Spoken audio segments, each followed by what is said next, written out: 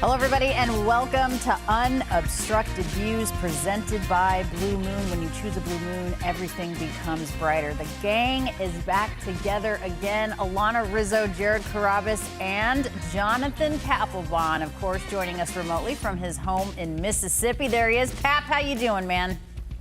What's going on, y'all? How you doing? Oh, good. Good to be with you, and good to have you guys joining us. I believe this is our 8th show. 7 of us, or 7 show together. Good job, Section 10 podcast, filling in last week when I was at the Hardy concert. Pap, you said it. This team's on a little bit of a tear right now, 8-2 in their last 10. Yeah, well, you know, look, they're playing baseball the way baseball is meant to be played now. And they're playing all 3 phases of the game correctly, finally. You know, this is what we've been waiting for. And to me, it's a little bit too late. But hopefully we can continue to play this way and put the pressure on Craig Breslow in the front office. Do they continue? I think they continue, Alanna, and I don't think it's too late, Pap. I mean, listen, the American League is dog water. If they can keep this going for just a little while longer, you get Craig. By the way, everyone poo-poos Craig Breslow. All his guys are going to the All-Star game. So let's see what he can do with this trade deadline, Pap. I say we buy. I say we get into the October dance. Wow, look at this. All Let's of a sudden, Jared Carrabis is positive. Get back in this thing.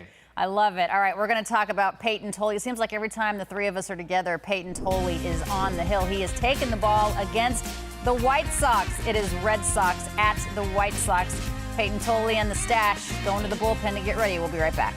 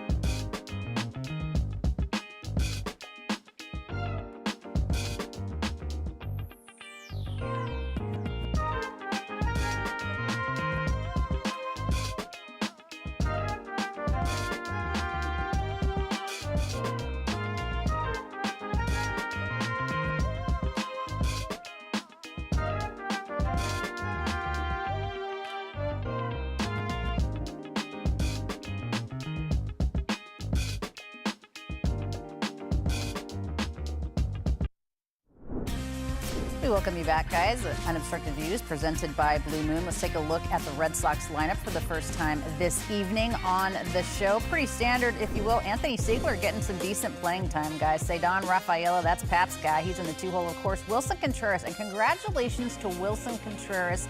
Finally, the sensible choice was made. He was added to the All-Star game for the American League. Congrats to him. We'll talk more about that. Romy Gonzalez, Caleb Durbin, Jaron Duran, Andrew Monasterio, of course, is batting 8th. And he is at the shortstop position. Connor Wong will catch Peyton Tolley. Let's talk a little bit first about Peyton Tolley, Pat. This is a guy we've seen a lot.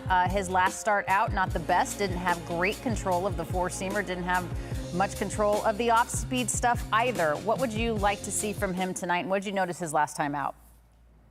Well, I noticed last time out he was overthrowing a little bit, and so this time out I'm looking for him to get back into the zone, obviously, but to stay underneath his legs and keep his legs underneath him. Don't overthrow the ball. But I'd like to see him, use that curveball a little bit more than what he's been using it as, and being able to throw it for strikes and for balls. But also, I see him having a great night tonight, just because he's not going to have two bad starts in a row. Just not going to happen.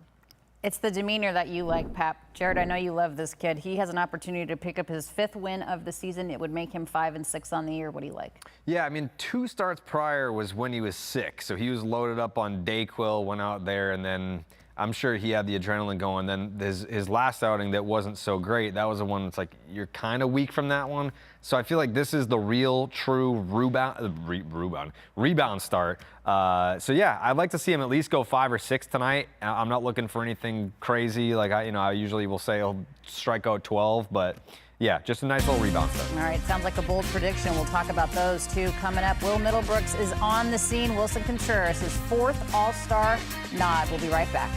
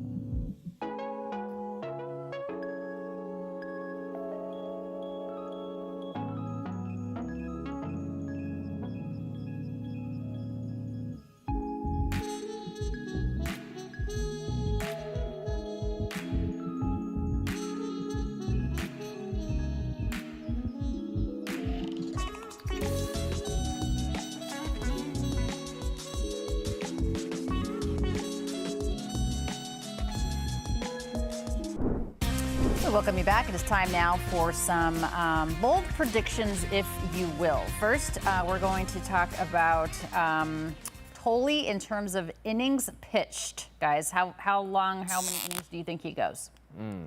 Let's see. I don't want to have him come out of the game like mid-inning, but this is actually like a 2-part question for him, but go ahead. Innings pitched first. I got 5 2/3. Okay. Wow. 7 2/3, Pep. Oh my God. Okay. I'm kind of I guess in the middle. 6+ for him. Okay. More important question: how many fist pumps will we see tonight from Peyton Tolle? Okay. If I know my guy.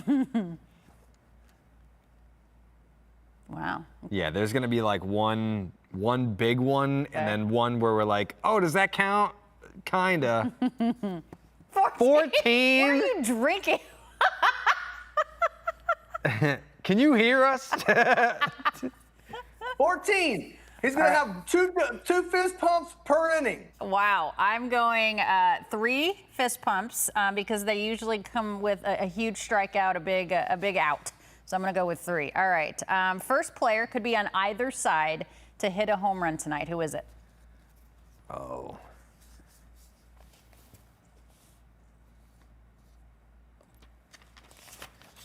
Yeah, that's an easy one.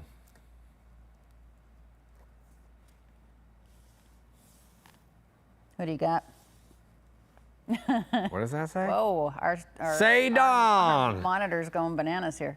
Say Down, okay. So Say Don, WC40. I don't know what this kid's nickname is. You guys got the nicknames. I'm going to go with Vargas, Miguel Vargas, just because this poor kid was so distraught when he got traded from the Dodgers to the White Sox. You could see after that, he just looked like somebody had taken his puppy. Yeah. And he's had a heck of a year. In fact, such a good year, he is headed to the All-Star game. He's doing for the fantastic. Chicago White Sox. He already has 20 home runs. So I'm going to say that he is the first player in this game. It's not going to come in the first inning, though, against Tolley. He's going to be the first player that's going to hit a home run in this game. And finally, dealer's choice. You can pick any bold prediction that you want, guys. Okay. Anything you think is going to happen in this game. Okay. Let's see.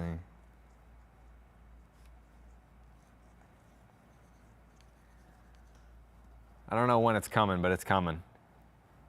Wow, okay. Yeah. Benny Biceps, a home run. Yep.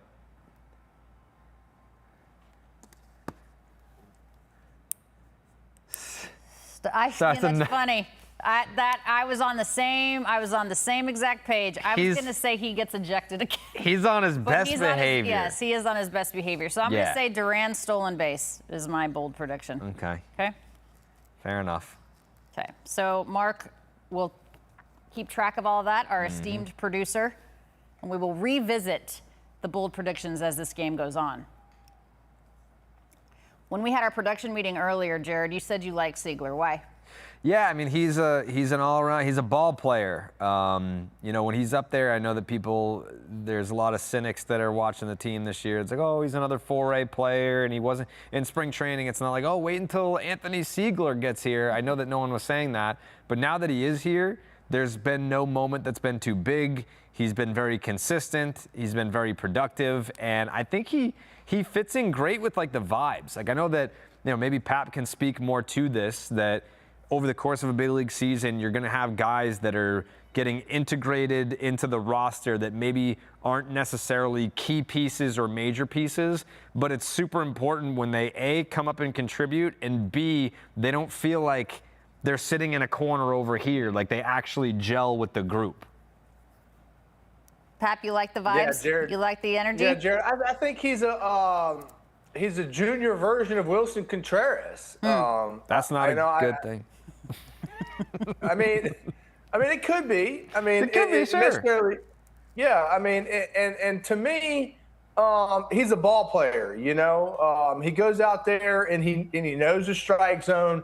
He knows how to play defense, and to me, he looks like he's a team player. Yeah. Anytime you're a team player, man, anybody can set foot on a new team and start having success right away like he is.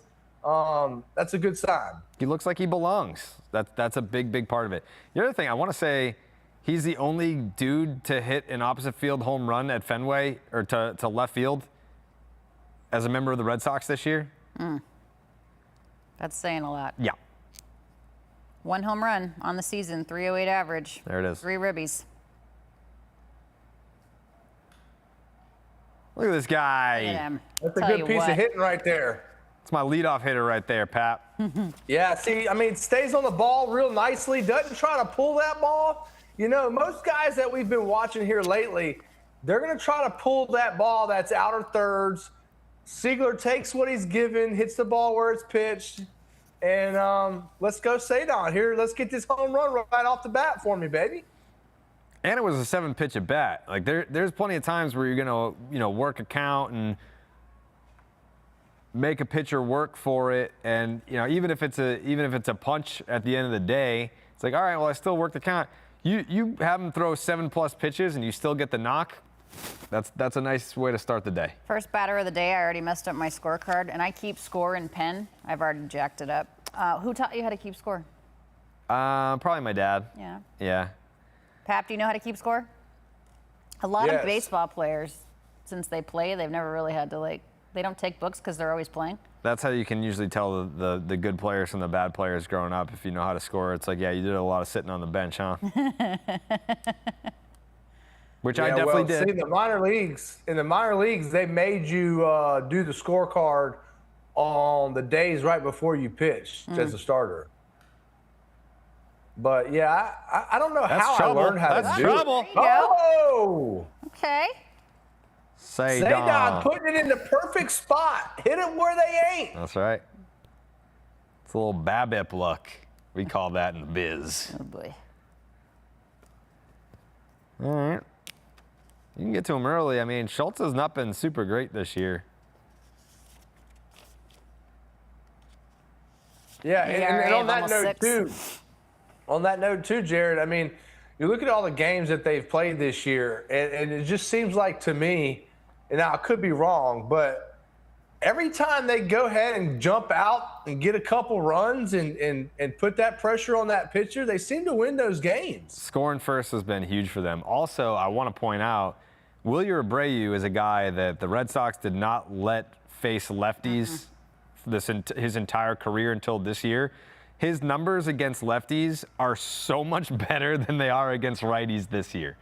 Like, he's destroying left-handed pitching this year. He's good against righties. He's been okay, but you would think that it would be the exact opposite. And for his first full year of getting trusted to go up against left-handed pitching, he's been outstanding. And Pap, I think we talked about this before, that Wilyer Abreu was coachable. He was amenable to the suggestion that he needed to get better against left-handers. And to Jared's point, he's proven that he can hit southpaws. Yeah, well, I mean, he went into the offseason, and it's reported that he goes into this offseason and says that, hey, I want to start hitting lefties, and I want to play full time. Well, okay, if you want to start playing full time, there are the numbers right there. 361 against lefties, 223 against righties. Wow. Yeah, and so he took that into his offseason this year, and he said, hey, I want to start playing full time, and so he started working on his craft, and obviously, to me, he found some left-handed pitchers this offseason to throw to him and start hitting against them, whether it be live or whether it be BP, whatever it may be. He hit against lefties this year in the offseason, which has really turned this season for him around. Ooh.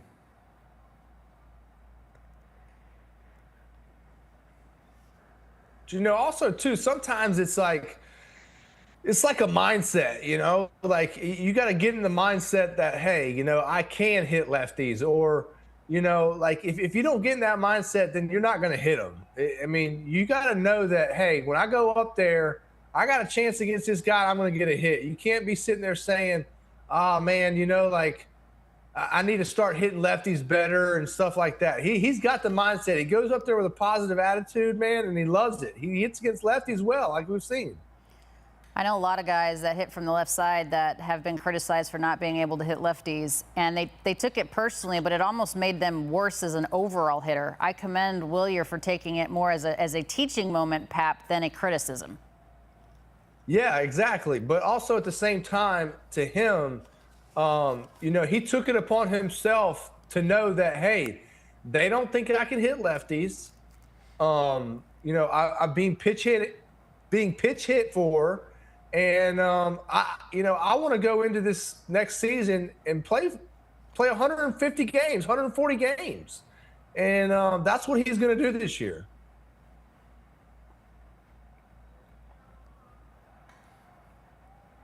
Yeah, that's going to be correct, Wilson. Yeah. That's Kyle Teal back there. That was an egregious call right there. Ball. We were going to talk about this later when we talked about kind of like mid-season awards and just other things, and we'll get to that momentarily. But since the first challenge came up so early in this game, Pap, what has been your opinion of the ABS system so far this year? Well, my opinion has been the umpires are now held accountable, and I like that. And in my opinion, they have to be held accountable from game to game.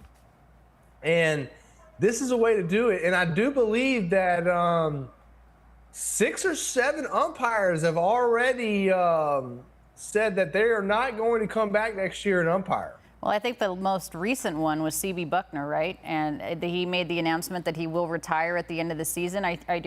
Jared, do you think it's kind of forcing the hand of people to really see, the umpire scorecard back there? Yeah, I mean, there's a Twitter account, Umpire Auditor, and C.B. Buckner, out of 91 umpires, ranked 91st. Laz Diaz, I think, was 86th. He's also retiring. There was no one in the top half of the umpires who scored well that announced their retirement. It was all umpires that were like, you know what? I suck at this, and now everyone knows that I suck at this, so I think I'm going to go work at Home Depot or something. Oh, come on now. That's what, I mean, like, they're just like, I don't want to deal with this. That was apparent in that first Cincinnati Reds series before the Red Sox even played a home game. You had C.B. Buckner back there getting, ABS system to death. So if I were them and I've already put in my time and I am able to ride off into the sunset, yeah, I'm not going to be subjected to being embarrassed on a nightly basis. Yeah, most of these guys that you're talking about are older guys and are not up in the upper echelon of umpires anymore, and so they'll just take their pension and go sit by the beach somewhere probably. Okay. Good at bat. Base is loaded, kids. Okay.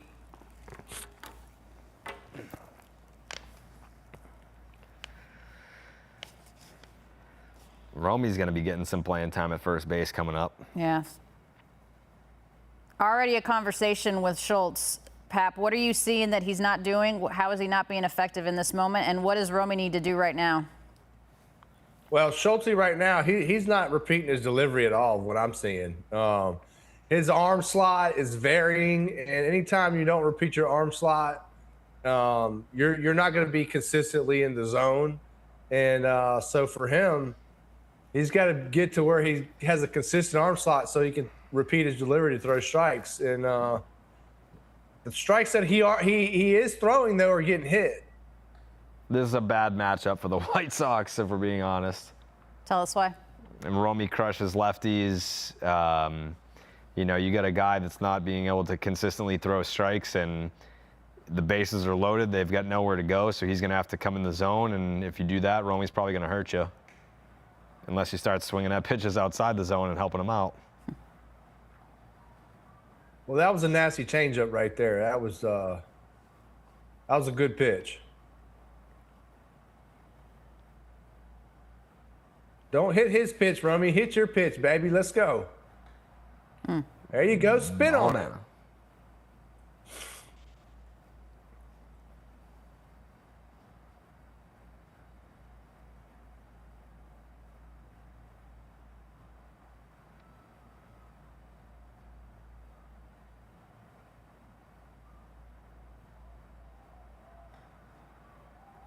Romy just looks like a superstar. He has that superstar build. What were they missing when he was on the IL?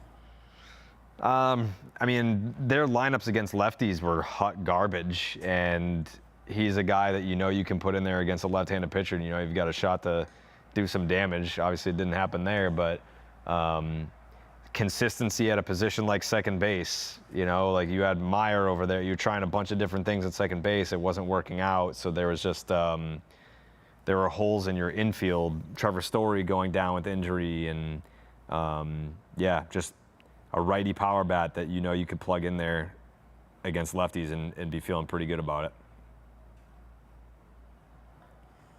Pap, Durbin seemed to have found his way offensively. He had the defense coming over from Milwaukee, but it almost seemed like he needed some time to get into a comfort level.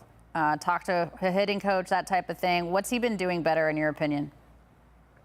Well, he's hitting the ball the other way. I mean, look, when the pitching coach came to him and showed him his spray charts, he showed him a chart that literally was nothing but left field and left side dominant balls put in play.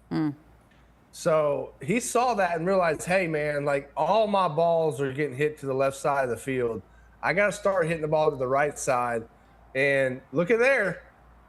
Nope, not going to drop. All right, we'll talk about this coming back.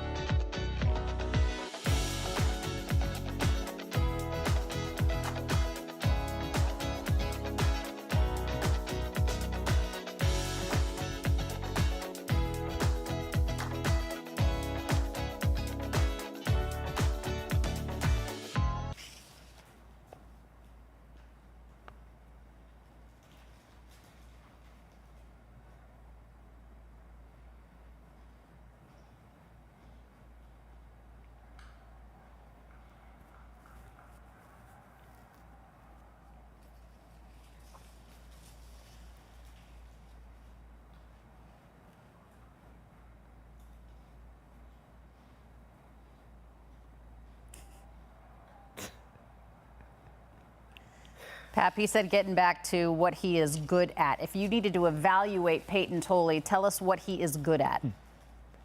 Well, he's good at competing, okay? And when you're good at competing, sometimes you have to throw the mechanics. Where's that ball, by the way? Sometimes you have to throw the mechanics out the window and just go out there and compete. And I think there's some times where he can worry about his mechanics a little bit too much instead of going out there competing and just playing baseball, right? And so for him, it's getting back to that, and it's getting back to having that fastball command in the zone, because Tolley's a guy, if he doesn't have his four-seam fastball, he's not going to have anything else, right? Because everything comes off his four-seam. Is that something that needs to improve? I mean, in terms of having other stuff that he feels confident to go to if the four-seamer's not working? Well, it's just like that pitch right there, Alanna. And in all your high leverage counts, most of the time, a guy like Peyton Tolley is going to go to his four-seam fastball because that's his bread and butter. And so for him, when it's not there, when you have a high leverage count like he was just in, you got to be able to throw that first strike instead of have that walk. You know what I mean? Right. But honestly, I was more worried about the Katy Perry fireworks in the background that I was listening to in the interview. They're playing Katy Perry in the dugout. I mean, in the clubhouse. The clubhouse. Yeah, we need to talk to them about that, don't we? I mean, it was the 4th of July after all, but I don't care if it was the 4th of July or not. America. They got Katy Perry playing in the freaking clubhouse. What should it have been? Like Country Roads? Yeah, maybe? something like that at least. Okay. Freebird? Yeah, Freebird, little Skinner. What are you going to throw down there, Jared? What's your 4th of July banger? God, Team America World Police. I don't know that one, but okay. The South Park guys? Yeah, you know that song. Oh, probably. America! Oh, yeah. Yes. Yes, I apologize. You sound just like them.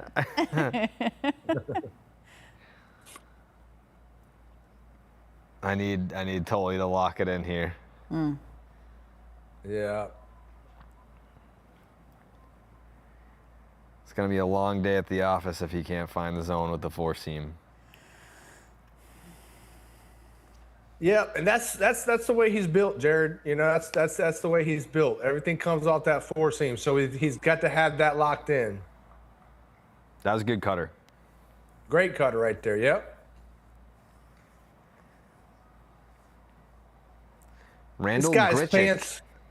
Well, what's up with this guy's pants here? Come on, man. Above the knees, I don't love it. Randall Grichuk played for Yankees before this. Well, he played in the Little League World Series against Saugus in 2003. Oh, really? Caught that L. That's right. Sent him packing. It really affected his career, obviously. Never recovered. Look at how he's wearing his pants. Is anybody from Saugus in the big leagues ever? One of them made it to AAA. Okay. Yeah, Mets and Mariners.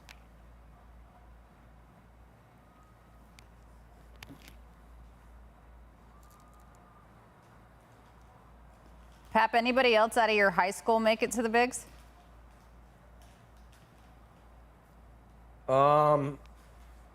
Yes. All right. Guy named Kyle O'Day.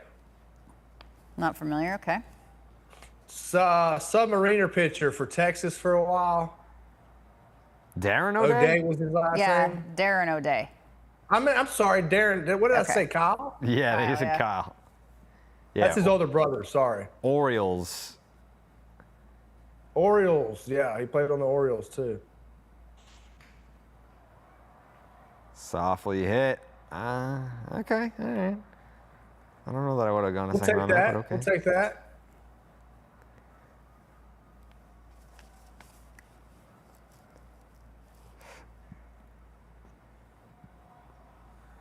Another Red Sox farmhand here, Chase Mydroff. I'm happy for these guys. They found a nice little home with the White Sox. White Sox are having a good year. They are having a good year. No one thought that they were going to have a winning record this year, and they've got a bunch of young kids. I mean, honestly, the way that they played last year, Oh, yeah. and the Rockies last Yeah, year is the Brandon Montgomery kid still up? too. Yeah, Colson Montgomery. Well, I mean, Colson. Brandon, no, both of you are correct. They have two Montgomerys. Braden Montgomery is the kid that went over in the crochet deal. Colson Montgomery just homered in 2 straight games over the weekend.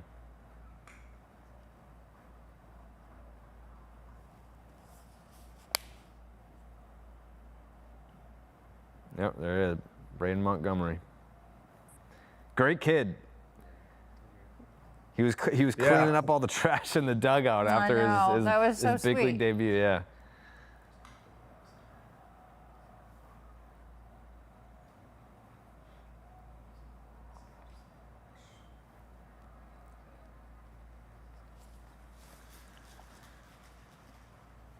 Big pitch right here, Tully. Make something happen.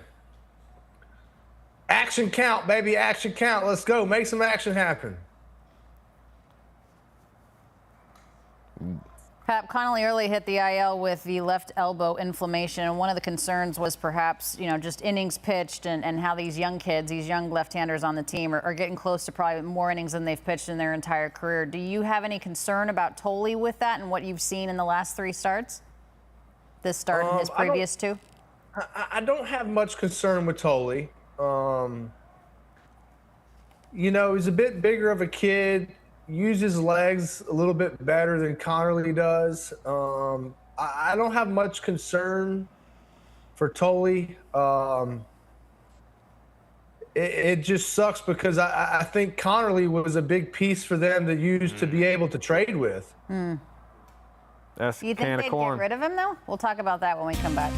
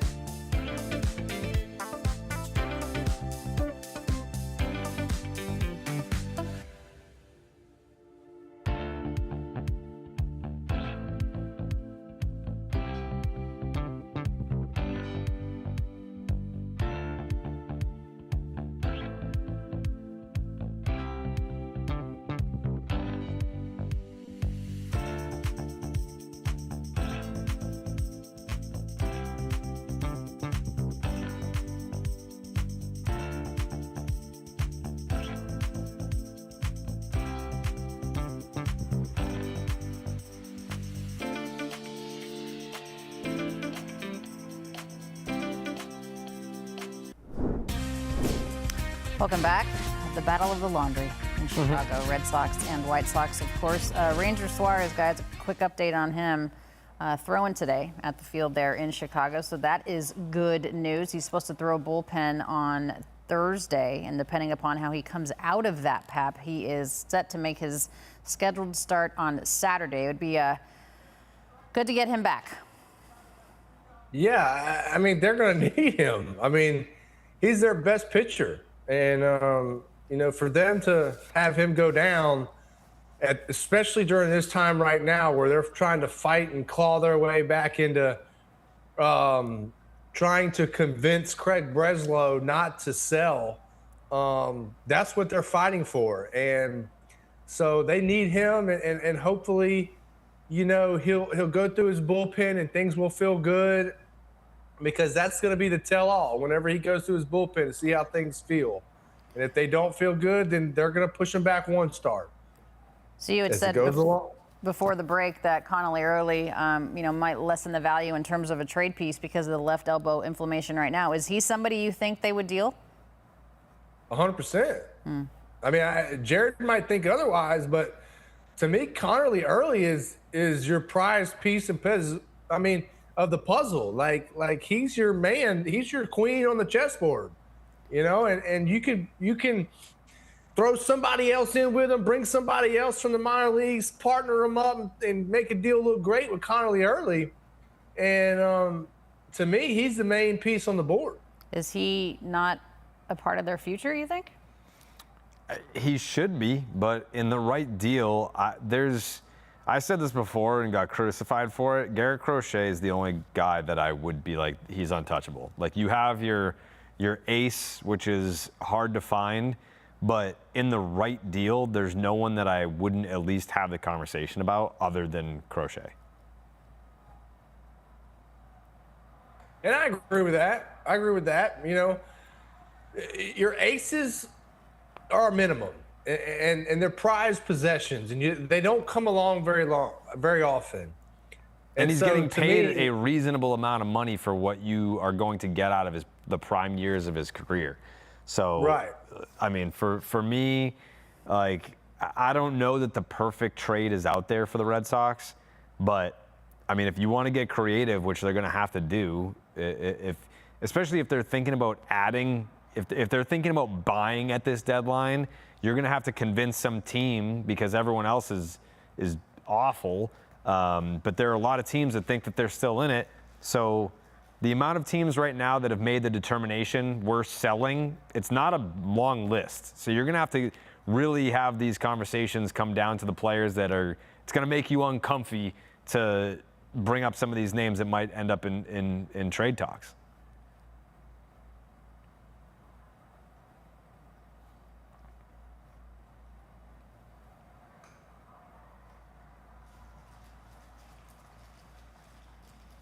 I don't know that I'm looking to deal anyone like that. But then again, if I'm the Red Sox and we're talking trading guys like Early and whoever, like from that younger crop, those are off-season conversations for me. Like, I don't want to have something where. Did that get out? It did. Let's go. You go. Monasterio, okay. All right, so none of us were right on our bold predictions of the first player, but that's okay. We will take a solo shot. Did not have Andrew Monasterio on my board for a home run. But that's okay. No, I didn't have him on my bingo card either, but we'll take it, baby. His fourth of the year, 13th RBI. Uh-oh. Okay. I'd trade the Wally head, if we're being honest. Me too. It's got to be so smelly. I say it all the time, but yuck. Yeah. And I'm over it. Like, we talked about this. It should have been something new and organic to come up. Oh! Way. Okay, Connor Wong, drop it. Connor Wong with the sneaky speed.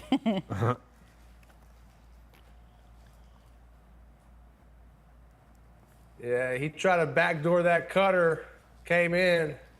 See ya. That a boy.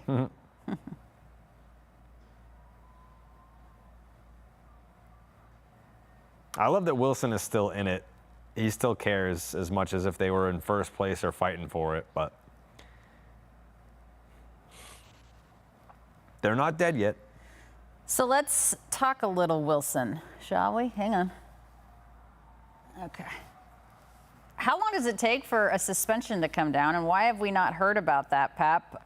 We know that he's going to the All-Star break, so that announcement came down, but still nothing on the suspension. Wait, time out here, Alanna. Wait, why are you asking me about the suspension? No, I just think I want to know your opinion. No, well, when I got my suspension, it came down right away. I mean, they're like, get this guy out of here. Yeah, there was no hesitation whatsoever. Say no! Okay. Get up! Get out! Ah, you were Say one no! too late. One home run too late, Pap. Damn it! Say it ain't so, say no! He's Give 2 for them 2. the ice in the veins. There you go. 2 for 2, say down. I knew say I was going deep against this freaking soft throwing, poo throwing lefty. Poo throwing lefty, he said. Pap just called Schultz a poo throwing lefty. Yeah. So far, not wrong. The dugout camera, we got to charge the batteries, it looks like. Yeah, the truck is struggling today, aren't they? We gotta do this. This is our MO right here. Get a lead, protect it, get the Chappie in the bullpen. That was right in his happy zone. He loves that uppercut swing there, down and in. Curveball wasn't curving. Nope.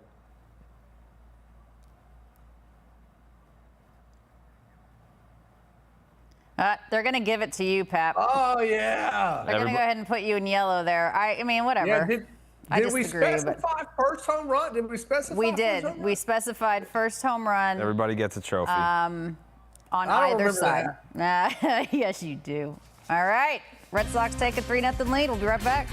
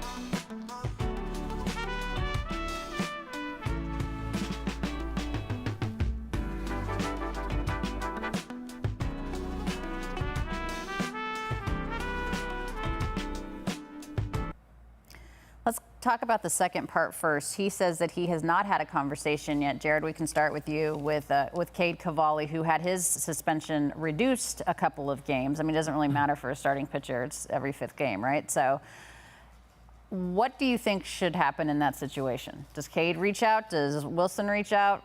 Do you think they'll ever talk? If I'm Wilson, I don't want to talk. I don't care. I thought that his response publicly was less of a I regret my actions, and it was more of a I'm afraid of how I'll now be perceived because of my actions.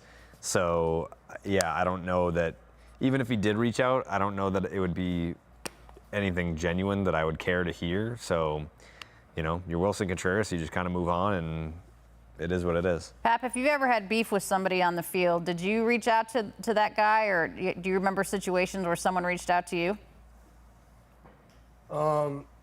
Yeah, it's tricky. It's tricky, man, because like if that guy's on your team, then yeah, there's probably a conversation to be had.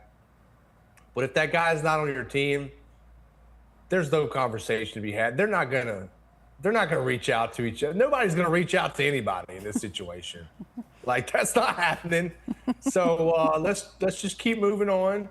And it is what it is. It's not gonna. There's no I apologize gonna happen. Like, publicly, they're gonna say all the right things that they need to say.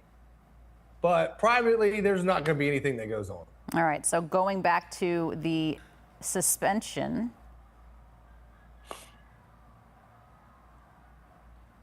Certainly he's going to get suspended a number of games. We're not certain exactly what that is yet. We've heard anywhere from 5 to 7. Cavalli got his reduced a little bit. Nate Eaton got his reduced by a couple of games. We haven't heard yet, as far as I understand it, of Miles Michaelis's suspension yet. And we haven't heard of Wilson Contreras's. Realistically, what do you guys think is a fair suspension? He's got to get it suspended at least a game for throwing a helmet. You can't do that. You can't throw equipment. What do you think is fair? What are we doing here? We're showing the incident. Oh, I was like, what happened? Yeah, I think I looked at the Bryce Harper thing when he charged on Hunter Strickland, and that was a situation where punches were thrown, a helmet was thrown, very similar. But then I think they're gonna get Wilson on the being on Instagram trying to fight fans after the whole thing. So if it's 7, I could see it getting reduced to 5. I think Bryce's suspension got reduced to 3, maybe 3 or 4. So then you throw in the social media component. You can't be on your phone during the game. It'll probably go from 7 to 5.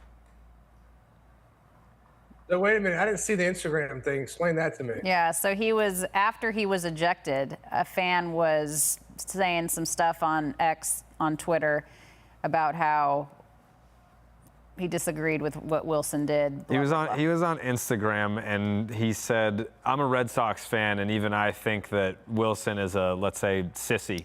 And Wilson said, "Come to Fenway." But it was during the game. Yeah. It was after he was suspended. He was in the clubhouse tweeting before the game ended. You can't do that. Oh, yeah, I did see that. I thought I misunderstood that then. Yeah, I did see that. I thought he was on Instagram actually getting in a fight outside the clubhouse. No, he was trying to, but I don't think he was successful. He was telling the fan that had something to say about him negatively, "Come to Fenway, we'll see how much of a sissy I am." Mm-hmm. Hey-oh. Oh, we got a guy there named Monasterio. Yeah. We got a bunch of guys like that.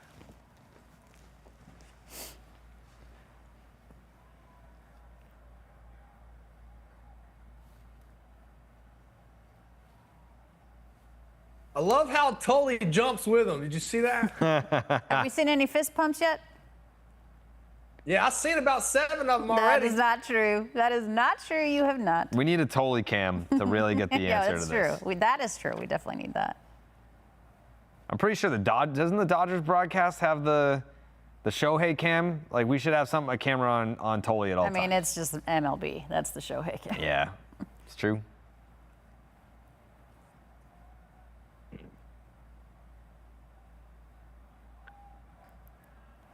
When's TS10 coming back? Yeah, that should be soon. After the break, a month maybe?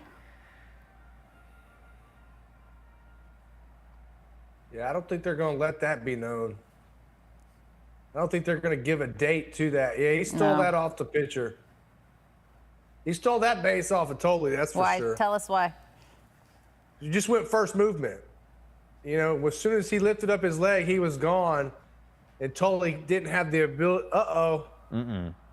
No? Not enough. Today.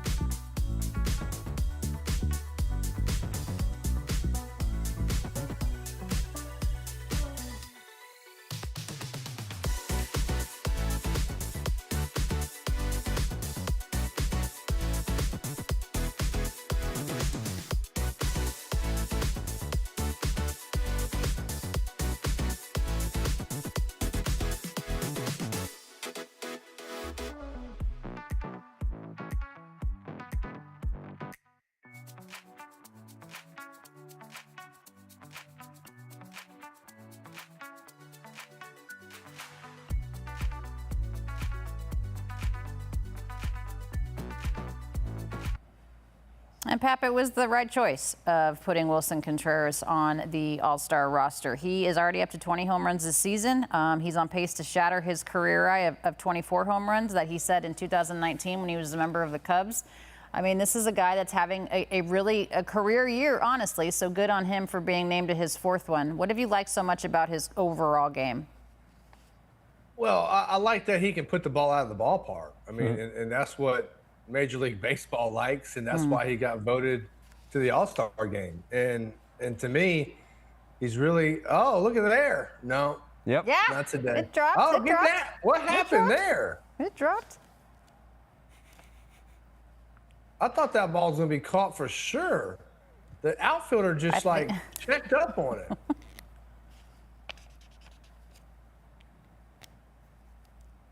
So a But walk and a here's single another so thing far is for him. he hits the ball all over the ballpark. He's just chaos. He's just always going 100 miles an hour. Unhinged, if you will. Yep. But a good unhinged.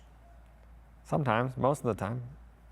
Yeah, I mean, I think it's a good unhinged. I mean, yeah, he's scrappy and he started some brawls, but I mean, that's No big deal. Just starting brawls.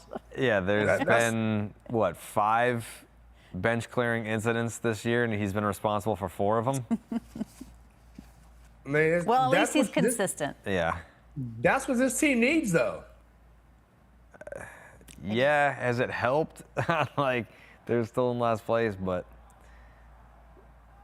yeah, I mean, it's been nice. It's been nice to have a spark, because without all that, then you're really lifeless. But you need to use that spark to actually start winning some baseball games. And to your point, Pat, like that little tiff that he had against the Yankees, like that's kind of when this run started, was against New York.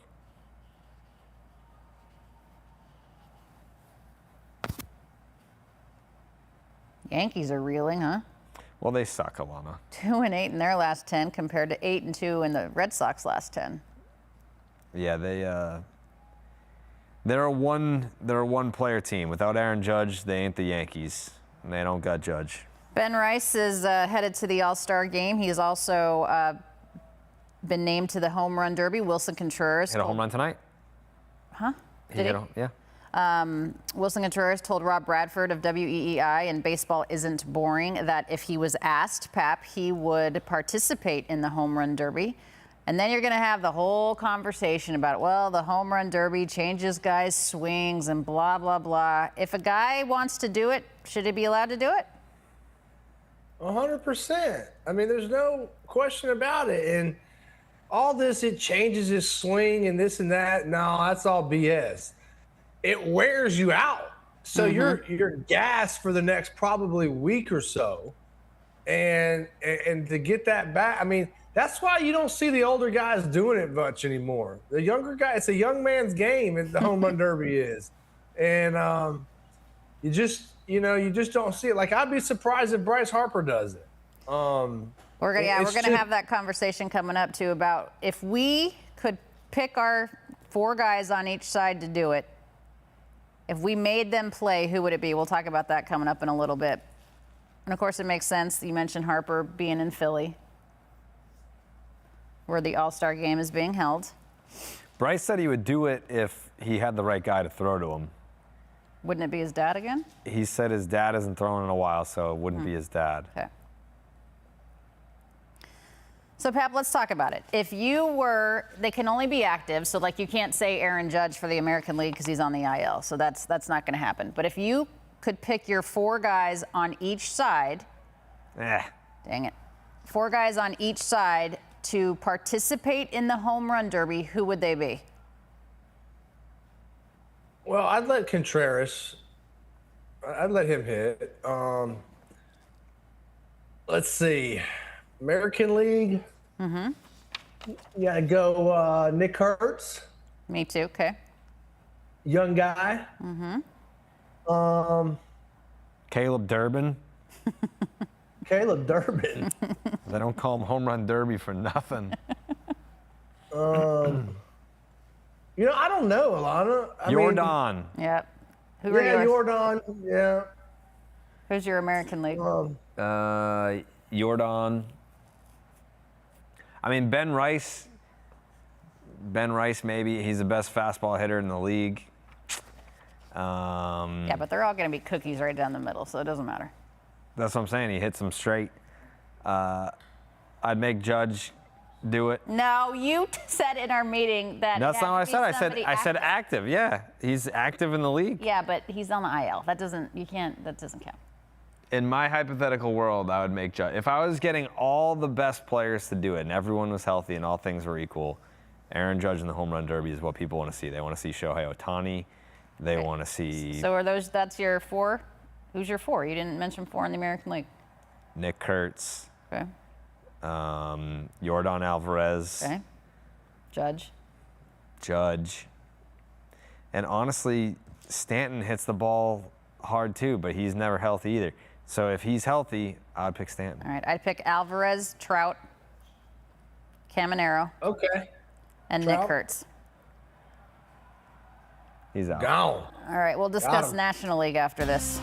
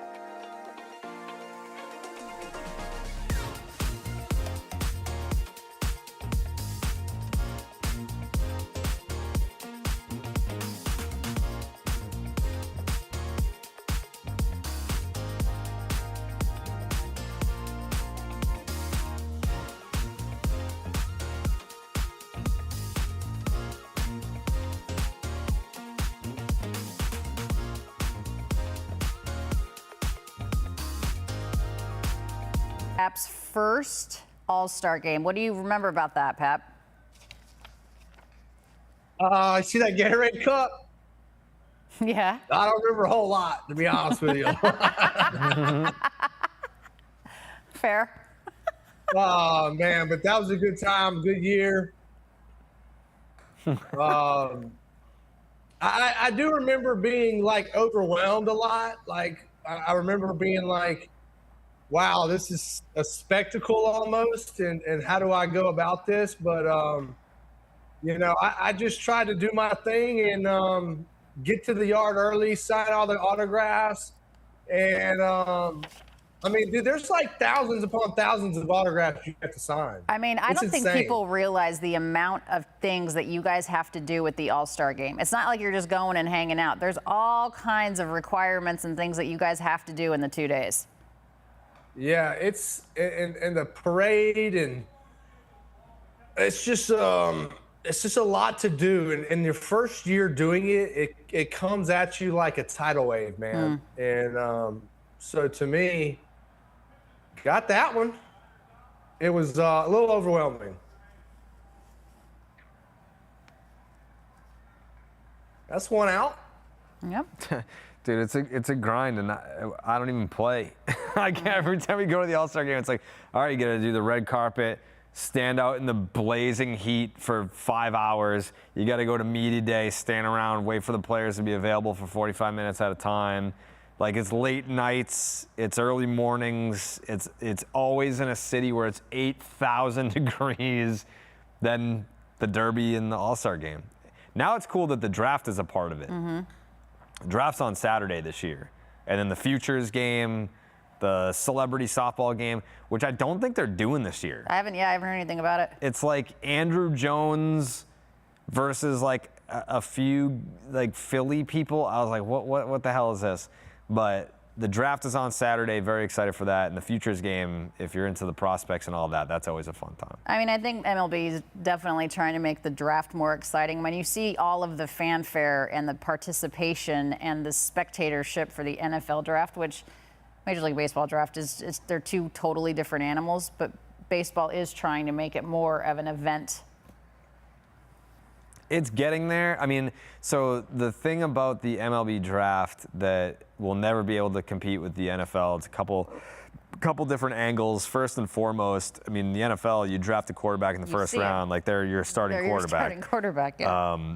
In Major League Baseball, there might be, you know, like LSU has Paul Skeens in the College World Series and everyone knows the name, and then you draft him and then he's in the rotation within a year. Yeah, that's rare though.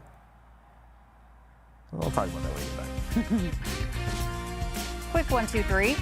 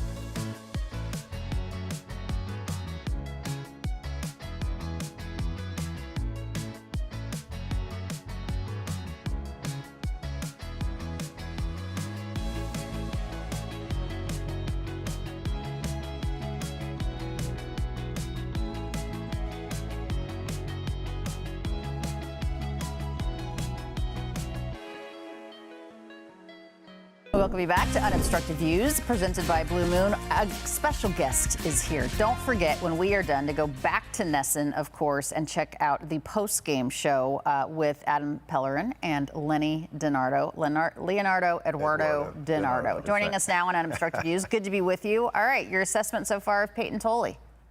The fastball command, first inning, needed a little bit, but he's kind of coming into form now. The umpire behind the home plate, getting off to a little slow start. Yeah, been very consistent. Credit to him though, he hasn't seemed upset about it. Like he's like, and that's gonna be another overturned call. Yeah. This is another. What is it? Tuesday? Yeah. What's today? Messed that one up. It's gonna be a strike, I guess. See, some of these guys are like retiring now. They're like, yeah, we were talking about that. Yeah. Like, I am not dealing with it anymore. I'm out. I respect That's it. a knock. Jaron? Hell yeah. So, Lenny, let me ask you this. So I asked Jaron Duran the other day because I've never seen Star Wars before. What? Never seen Star Wars. Nor have I. Not a single one. You've seen every Red Sox game since what, 2002? Two. Yeah. And you've never seen Star Wars. Well, that's why I haven't seen it. I've been watching the Sox. There's a long off season, man. Well, I catch up on my horror movies in the off season. Oh, okay. All right. Yeah. I actually just You mean saw the Red Sox off season, typically? sometimes during the regular season it's a horror movie. But I asked Duran because I knew he was an anime guy. He loves anime. Okay. So I was like, anime, Star Wars, like I'm sure they're, same neighborhood. Wars. Yeah. So I was like, if I want to get into Star Wars, do I watch them in order of their theatrical release or do I watch them in chronological order? That's a tough one because the prequels that came out in the late 90s are total crap. Yeah. They're terrible. I feel like they need to get rid of them and do them again. Okay. The best one's obviously Empire Strikes Back. That was the second one that came out in 1980. Okay. Then Star Wars, the original, then Return of the Jedi. And the ones that just came out within the past, 8 years or so, a lot of people aren't happy about those either. I feel like the technology was good, but the story left a lot to be desired. Pat, have you seen him?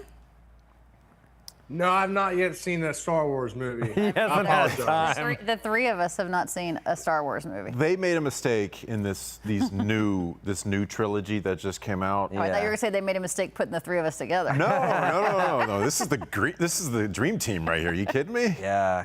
But they made a mistake of focusing most of the storyline on new characters. So you're not emotionally invested. Yeah, when they had Han Solo and Luke Skywalker and Princess Leia still around, they should have focused a lot of the story on them. And they kept them apart the whole, and a lot of people didn't like that. So I'll be honest with you, Lenny. I'm flipping through TikTok. I got a lot of Darth Vader content.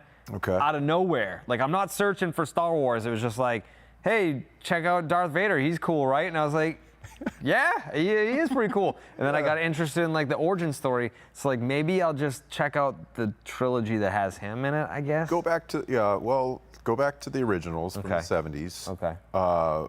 Rogue One, I want to say, is a good one. Yeah. That came out pretty recent. I like that one. Okay.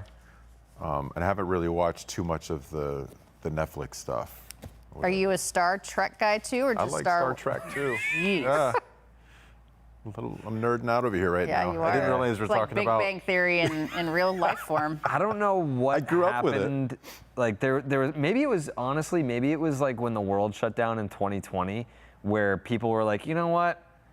I'm a nerd. I think people just kind of came out and were like, I used to have to keep this private. I really like, collecting cards. And then the card industry blew up. And then everyone's like, hey, I'm stuck in my house. Let me go back and try and find the toys that I had when I was a kid and then collect those. And I was really into Star Wars. And then I think nerd culture started to blow up. I did the opposite. During COVID, I'm like, I'm going to start collecting some baseball cards. That's what people did, yeah. And I got a huge Yaz collection. I bought his rookie card all the way up to 1984. Yeah. I have this huge display now of all Yaz cards. Speaking of Yaz, my godson's birthday was this past weekend. You know what I got him?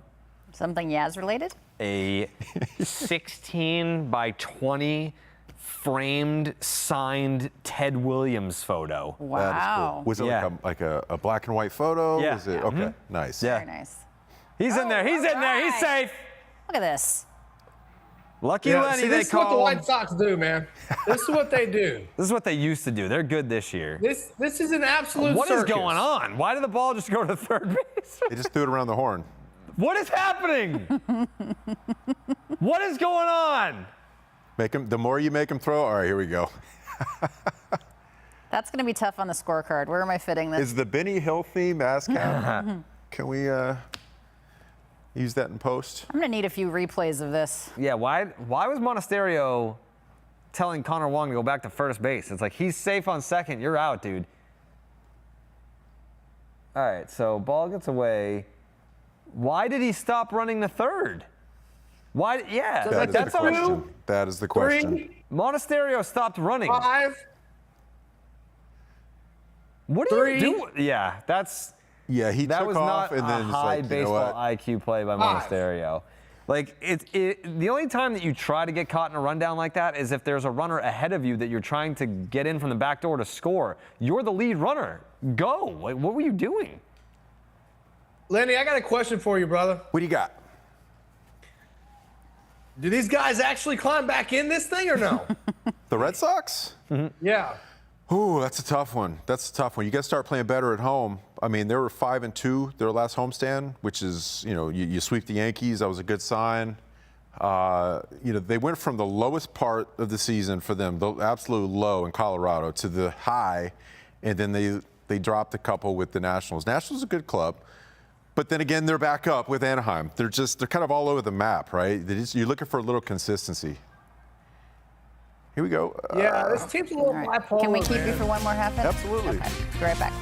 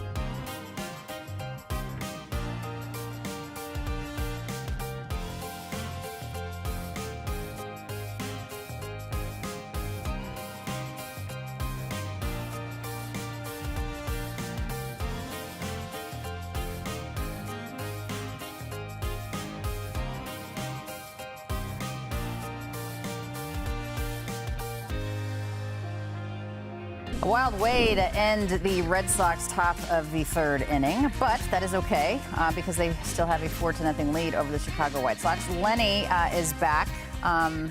Thank you for being here. Welcome. Appreciate you. Absolutely. Thank you, Lenny. You're very welcome. Very much. So we're going to do some trivia. We're going to talk a little bit about, not necessarily trivia, but really comparisons, I guess, in terms of Boston versus Chicago, if you will, okay?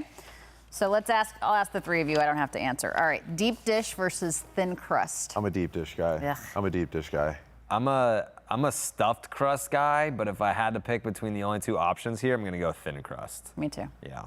Pap, I think he's using his whiteboard. We're not even doing the whiteboard anymore. You can just yell it out. I like my pizza the way I like my women.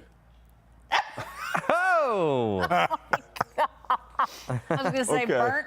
We had a place called Leonardo's in Gainesville, Florida. Shout out. Had the best pizza. It was always deep dish. It was really sweet tomatoes and That's why Man, I'm I went to Gooseneck Vineyard the other day with some friends for a birthday, and they had like this really it's close to on the way to Newport,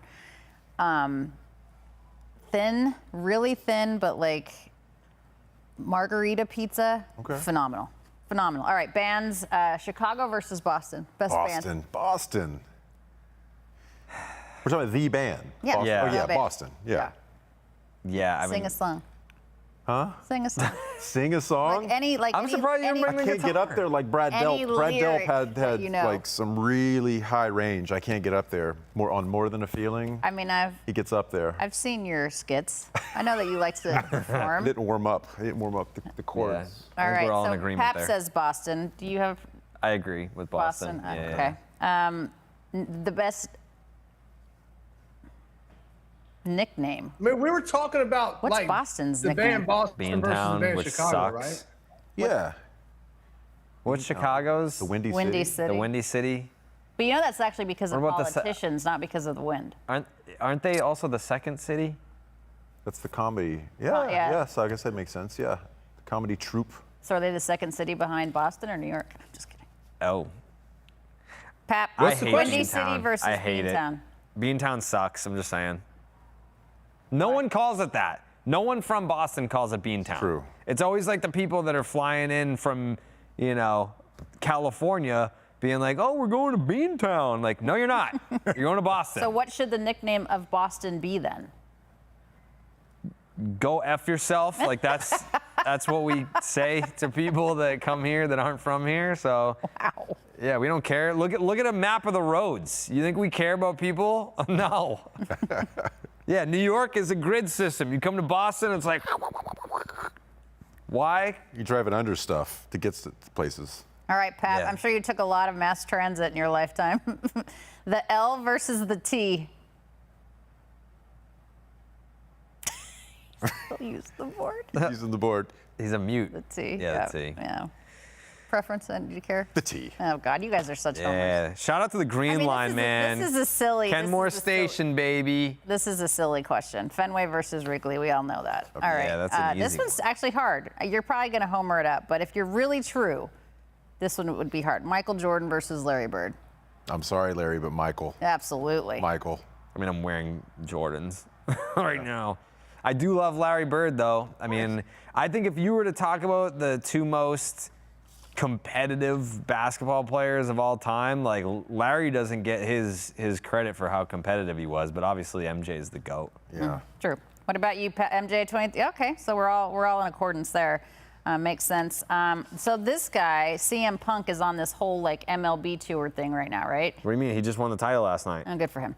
CM Punk versus John Cena. CM Punk. John Cena, by the way, John Cena, I know you're watching, you watch every episode. He claims the Tampa Bay Rays. He's from West Newbury, Massachusetts. CM Punk, Cubs fan. He throws out the first pitch at Wrigley all the time. He reps the Cubs. You ask John Cena, he'd be like, I'm a Tampa Bay Rays fan. I'm still going John Cena. Why? His grandfather, I think, was a big league ball player. Okay, but John Cena does not like baseball, and if he did claim a team, it'd be the Rays. And do you know that? I can't tell this story. I won't tell this story. It's not my story to tell. But John Cena may or may not have cost the Red Sox the American League pennant in 2008. And Pat, I don't know if you can back me up on this, but yes or no? You can't see me. That's his. Yeah. Oh, yeah. That's his thing. But Just all-time great dude, though, right? The number of Good guy. Make-A-Wish. number one. Yeah, number one. He has the number one. He's solid guy. He's granted more wishes for Make-A-Wish than any other celebrity in the history of the program. I can't You can't vote knock him. against that guy. Okay. John Cena. CM Punk's Pap, can you talk about this 2008 thing that Jared is speaking of? What were we Write it on the whiteboard. Write the whole thing out. You don't know the 2008 ALCS John Cena story? No. We'll talk about it offline. Oh, what a tease. Ferris I don't Bueller's know. Day Off versus Good Will Hunting. Ferris Bueller. Good Will Hunting. They're both phenomenal. They're two totally different types of movies. I don't even think that those can be compared. I grew up on Ferris. Yeah, Good Will Hunting's good just an one. all-time. Even if it wasn't Boston-based, it's just an all-time great movie. They're both They're both good. phenomenal. Yeah. They're both good. Phenomenal. What about you, Pap? Ferris Bueller's Day Off or Good Will Hunting? Good Will Hunting. Okay. The Bean versus the Sitco sign. Well, the Sitco sign got taken down. Well, it's going back up, though. It's not like it's... Do we have other forever. cool landmarks in Boston, or is that like the one? That's what people know, though. People associate the Sitco sign with Fenway in Boston. The Bean, everyone goes to take a picture at the Bean. I don't know that anyone's like taking pictures at the Sitco I feel like you have sign. to explain to me that that's a bean, though, right? What Agreed. is that? Oh, that's a bean. Okay. Sitco sign. Looks like a big piece of metal. Yeah, Sitco. But like, has anyone ever come to Boston and be like, all right, selfie with the Sitco? There you go. You're an artist, bud. Probably. I think people... I think it's hard to do. Well, it is because of where it is, but I Yeah. think people associate the Sitco sign with Yeah. Boston Yeah. and Fenway. Now it's the Whoop sign. Yeah, that's weird. All right, Michigan Avenue versus Newberry Street. Newberry. Spent a lot of time on Newberry. Spent a lot of money on Newberry. Spent a lot of time at 240 Newberry. Pat Which might is- know about that. It used to be called Daisy Buchanan's. Yes. Oh, hey. The legendary daisies. Too bad we're out of All right, time. we're going to have Lenny for another half, and then he has to go eat.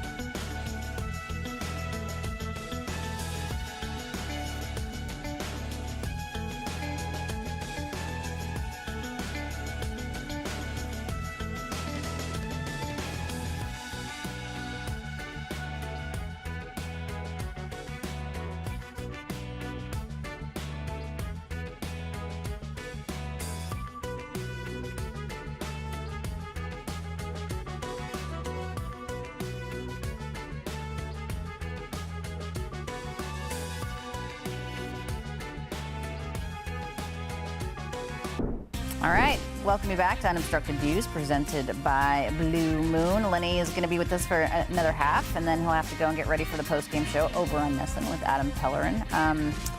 All right, so we were discussing earlier about the All-Star Game and the Home Run Derby, and we were kind of picking guys that we would like to see in there. They have to be active. Well, he's cheating. He put guys that were on the IL in there. But anybody that you'd absolutely love to see in the Home Run Derby on the American League side? Is Judge going to be healthy? No. No, but I put him in there anyway. I would put him in, Yeah. and I would say Wilson Contreras don't go in Why? because a lot of these guys, they go for the home run derby and their swing and their timing's all messed up. See, there's difference of opinion on that. Pap said they get really, really tired and then they're gassed for the next week. But do you think it messes with their swing? I feel like it messes up their timing, and I feel like they're thinking of just driving the ball out of the ballpark. When you take a normal batting practice, I feel like, Oh, no. ooh, okay, Ah. that's not good. They can ill afford to lose him. Really, anybody at this point. But your mentality goes from when you take batting practice, line drive, then you go gap to gap. You think about seeing the ball deep. And in home run derby, you're just driving the ball out of the ballpark. And I feel like that messes with your timing. Ah, is that ball on the bone? He seemed like it. Getting hit in your left arm when you're a left-handed hitter is almost impossible. Can't see. Oh, no. Forearm. Yeah, it was like Forearm. yeah, his left forearm. That sucks.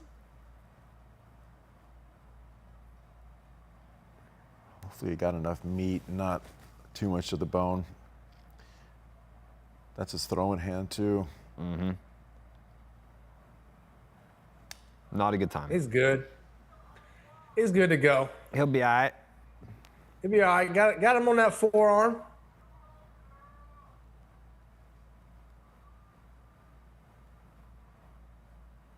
Crowd mic works tonight. Mm-hmm.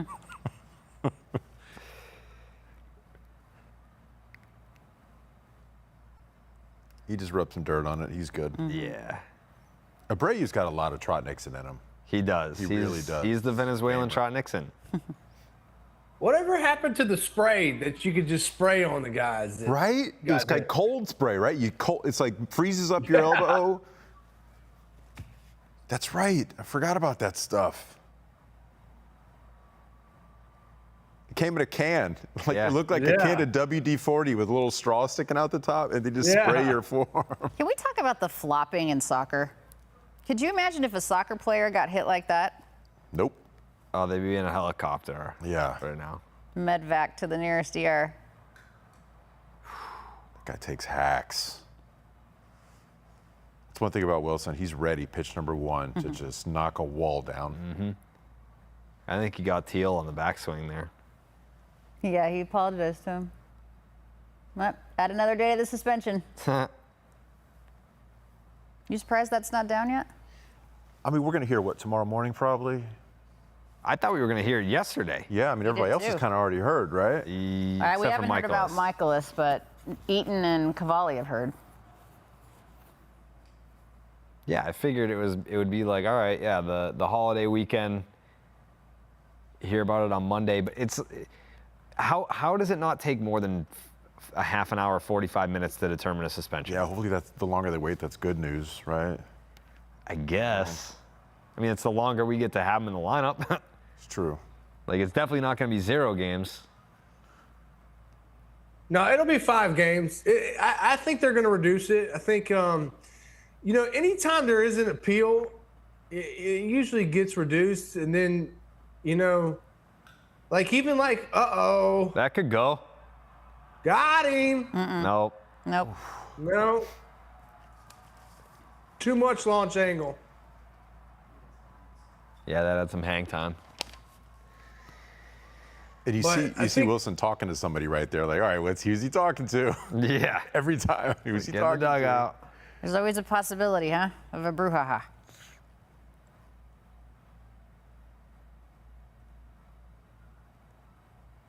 Yeah, I think it's going to be 5 games, but, anytime you have these come down to, appeals, there's usually going to be a game or two if it's 7, 8 games. Nah. Is he out? Nah. You know, look at You're it. going to challenge this, huh? I would. Brantley? Oh, okay. Ooh. I thought he got in there. But I looked it up, and apparently did there's been 10 brother combinations in All-Star games. Okay. Second time Wilson and William. But you got the Alous, the Alomars. What about the Uptons. Hairstons? Not the Hairstons. Not the Hairstons. The Uptons? Ooh, I don't maybe. think so. I didn't read the Uptons. What about the Boones? The Did you say DiMaggios, the Boones, DiMaggios, Alous, Alomars. The Aarons? Oh, the Molinas. No. Any Molinas? I didn't see Only every just Molina. probably only just Yadier. Chorus? Not the chorus, nope. No one even really knows that Hank Aaron had a brother that played pro ball. Really?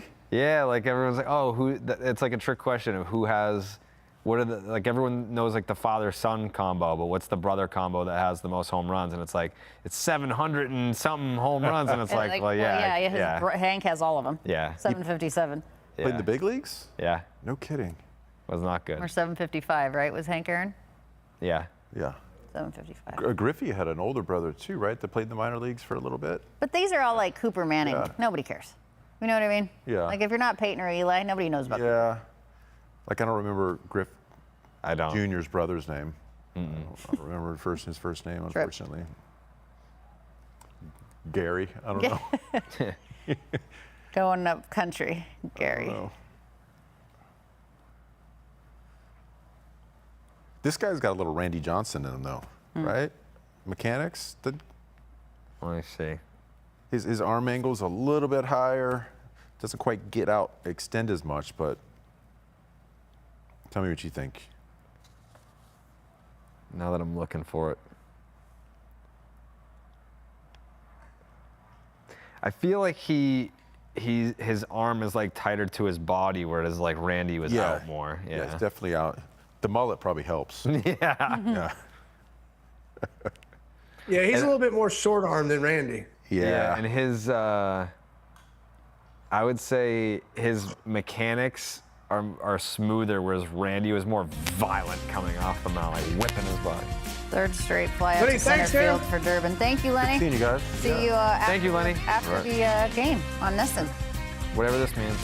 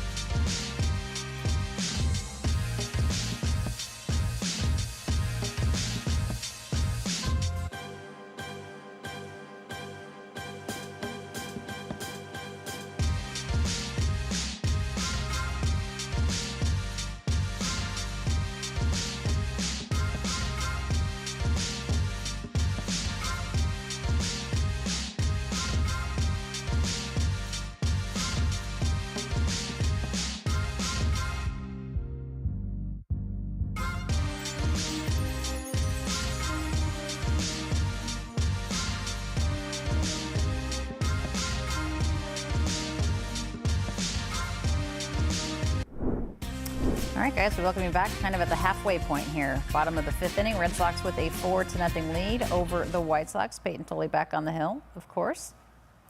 Are they booing? Said he was safe. No check swing there. I don't know if that's what they were Go. booing, though. I don't know what they're I don't know what angry they're about. booing. They're from Chicago. They're mad. I thought you said we say F you to everybody. Well, I mean, have you been to this ballpark? I have. I've been to every ballpark. Have you really? I have. I never knew that fun fact about you, Alanna. I still have a few left. Which ones? Anaheim, Toronto, Cincinnati, that dump in Sacramento, or where the hell Dallas's homeless ass team is. That's true. I've not been to that one. I don't even know if that counts. If you haven't been there, I can't say it doesn't count. Yeah, I've not been to that one. But that's not a major league ballpark, so. Technically, it is. It's not. A major league team plays there, but it's not a major league ballpark. No. What else do I have left? The Trop, Rogers been to the Center. Trop? No. Wow. Comerica, Target Field, Great American, Oracle. And Oracle's nice. I've heard good things. It's nice. So I've got 7 left. Pap, have you been to all of them now? Yep. Yep. Yep. Yep. Yep, I reckon. Well, I hadn't been to Sacramento. We We haven't either. Vegas is going to be cool. If it ever happens. I mean, they're pretty much, I feel like it's that's happening. a done deal. Yeah. Yeah, it's happening. They're all about it. And there's been plenty of players now. There's whispers across the league now that it's like if the A's are going to start spending money when they go out to Vegas, there's guys that want to go there. They're going to be a destination team, which is interesting with the group that they have already. Like, they suck. Like, the team sucks, but they have a great core over there. I like Kotsay, too. Kotz is I the think man. he's not been given a lot to work with, but I think But they know that. They like to play for him. Yes, like upstairs they know that. They're not looking at the team with like a negative 80 run differential being like, Kotze. They just can't pitch, which will be interesting because the ball flies in Vegas, and I understand like there'll be a roof and all that, but I'm curious to see how that all works at the new ballpark. They're gonna have to use like the humidor, like in Colorado, and yeah, it'll be interesting to see how it all works for sure, Jared. But and the ball will fly, that's for sure, in the dry air. That was a But quick it'll be one. a destination site. We'll take it. Keep him off the strippy.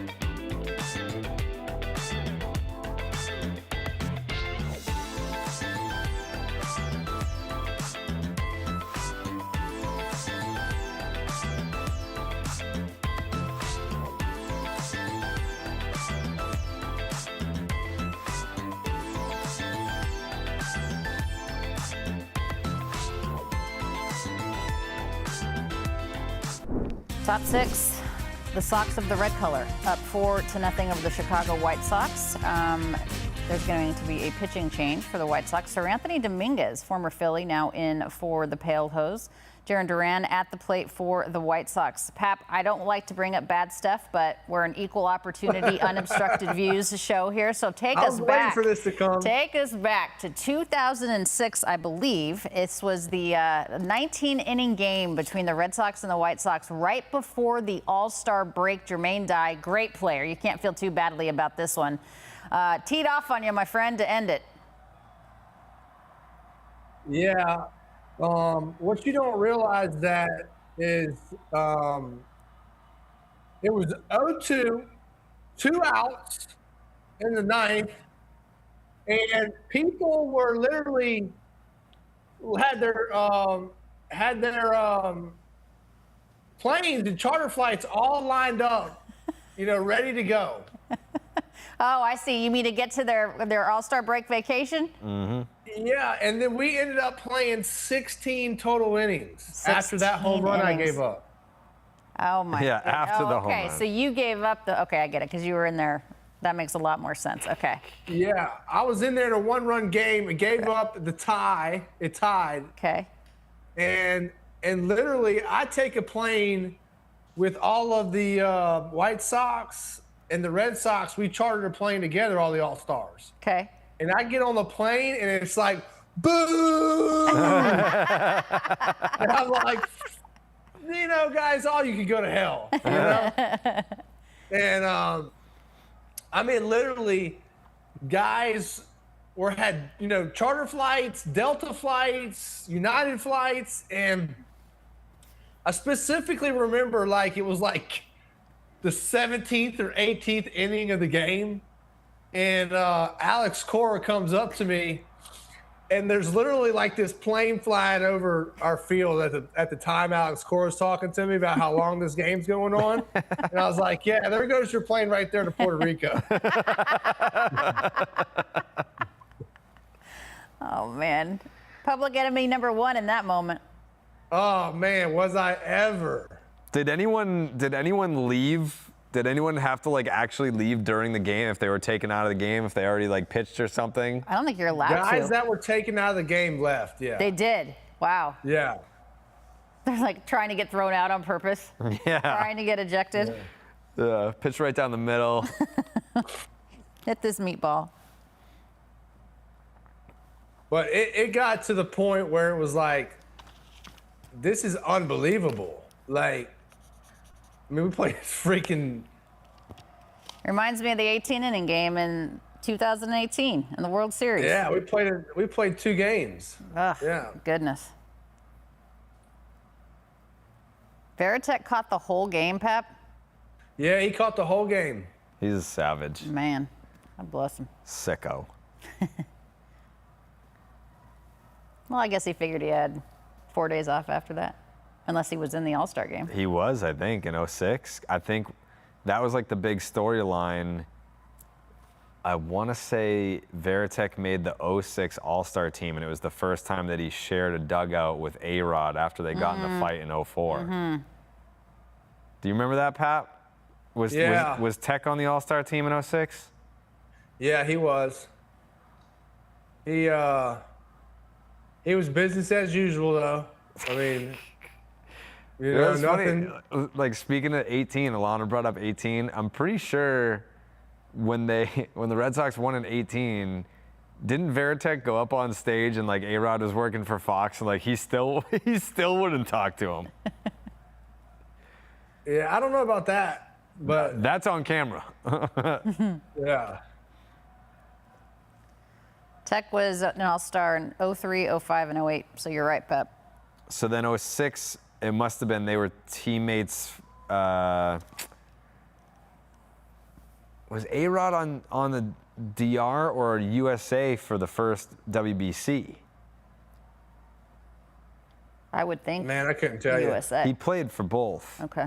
but I Maybe can't remember he the was order. First with DR. Yeah. That 06 DR team was, that was ridiculous.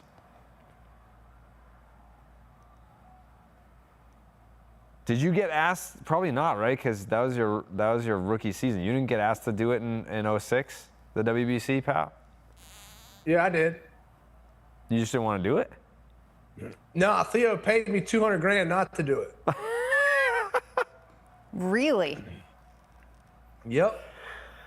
He didn't want you to get hurt? Didn't want me to get hurt. That's a great payday, I'll honestly. take $200,000 to Yeah. not do something. Yeah. Yeah. I'm gonna give you $200,000 to not overexert yourself. Sounds great. Perfect. Yeah, and I mean, there was no checks like that coming in for the WBC, so I was like, the hell with it. That's pretty great. Yeah, but I mean, I think there were also other players that received some pension from the team that didn't want them playing as well. I don't think I was the only one. What's the biggest, it doesn't have to be yours. I'm not asking you personal stuff like that. You don't have to name a name, but what's the biggest check you've ever seen, like in person? Before like direct deposit. Like amount from a player that you're just like, holy moly. I've seen $150,000 on the poker table. On a poker, God, that's just a different world, Carrabis. Manny used to Different leave world. his checks in the glove box and then go have like the clubbies. They'd be like, yeah, like take my car, go get it cleaned, whatever. And he's just like, yeah, take whatever check is in the glove box as payment. But you can't do that. It's not, the check's not made out to you. Can't tell Manny that. Can't tell Manny that. That's a lot of money on a poker table, Pep. Yep. Those were the days, Alanna. Those were the days. I don't doubt that, sir. I don't doubt it.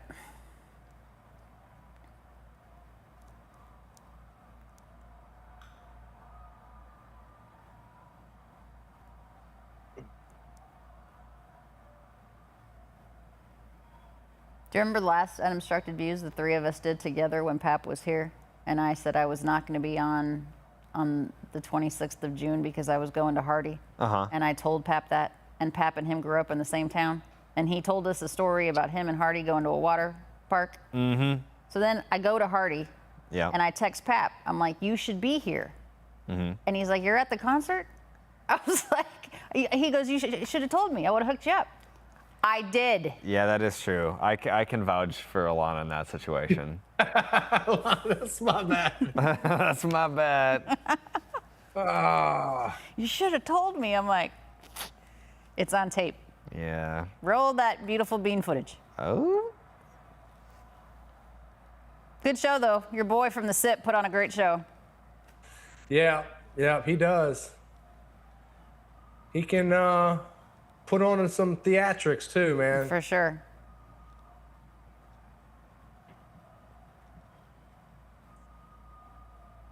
You say go deep again, say Don. That 1, sounds 2, like a Let's Go just Red like you Sox like chant 'em. in Chicago. Oh. Ooh. Ooh.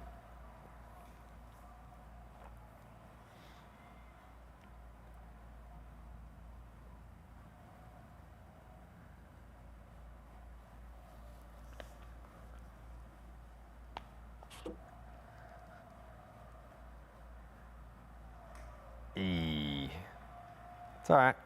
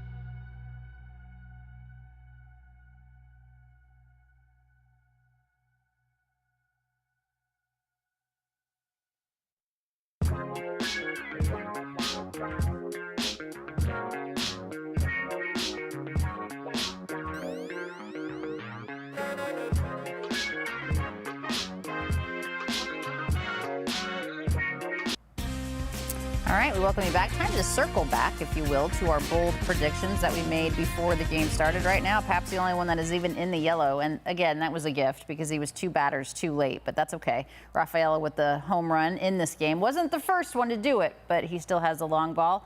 Looking at Toley's stuff, guys, though, I said 6+, Pap 7 2/3. And Jared said 5 2/3. He's only given up 2 hits in this game, guys. He's in the 6th inning already. So we're all still in play here. Only 4 strikeouts, too, which, like, could be a good thing and a bad thing. If you're racking up the strikeouts, then you're also racking up the pitch count. And he's about 80 pitches, 80 on the dot.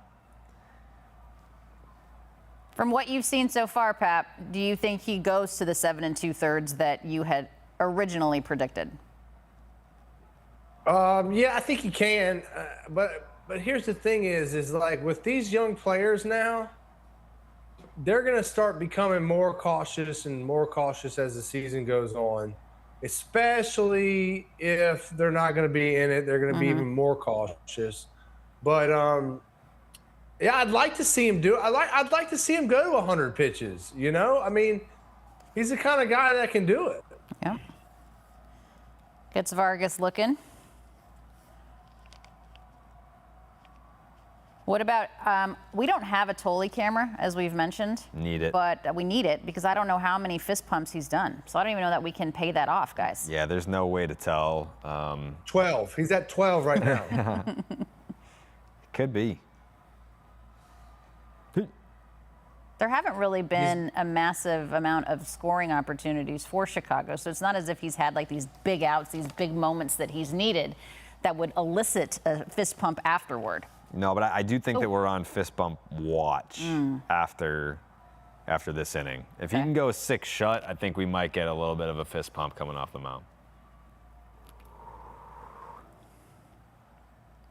He's done a nice job, just giving up the 2 hits to Sam Antonacci. I believe that's how you say that.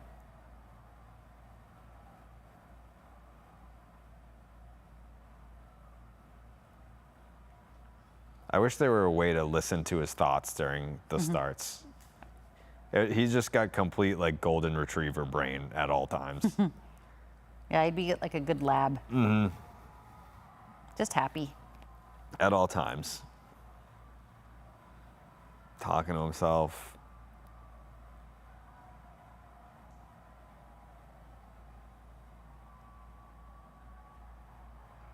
Get it in there.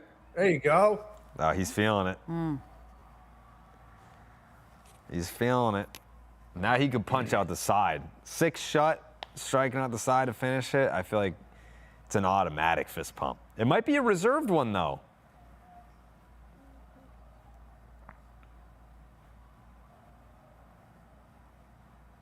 That's what you call overmatched.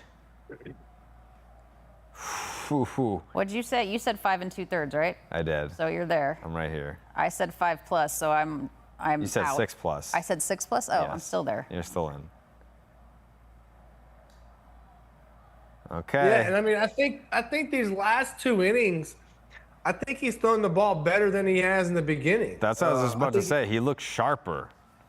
Yeah, he definitely looks a lot sharper now than he did in the early stages of his start. And, you know, I think there's something to be said for that. You know, like when he starts to feel it, let him go out there, let him feel it, these good mechanics, and let him feel going deep into a game, and let him know what that feels like.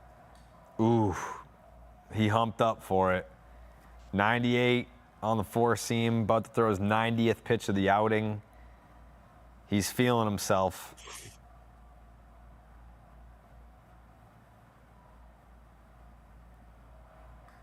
Yeah, he did. Yeah, he might have.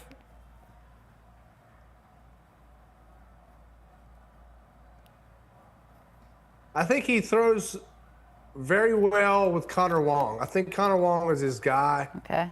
I think you he could probably see held that. You know, he has great familiarity with Connor Wong so far, and you know they make a good 1-2 punch. That's for sure. It's all right. Got a guy. Okay. Got a guy. There you go. Nice job, Foley. Be right back, guys.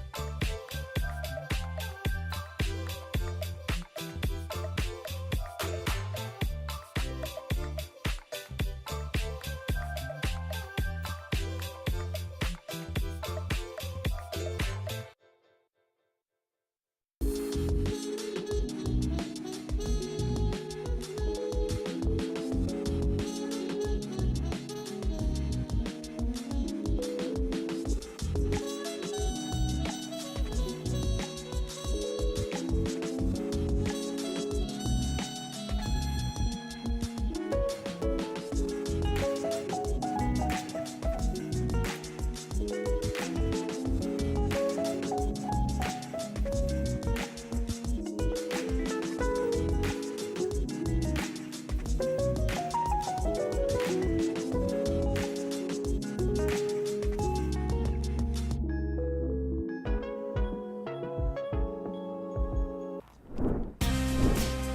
welcome you back. So it looks like Peyton Tooley is done for the evening after a very good outing from the young left-hander. We weren't certain how many fist pumps because there's no camera on him all of the time. But it appears that he's psyched, he's done, and we did get an angle, guys, a different angle of him coming off the field. It appears, Pap, we have at least one fist bump.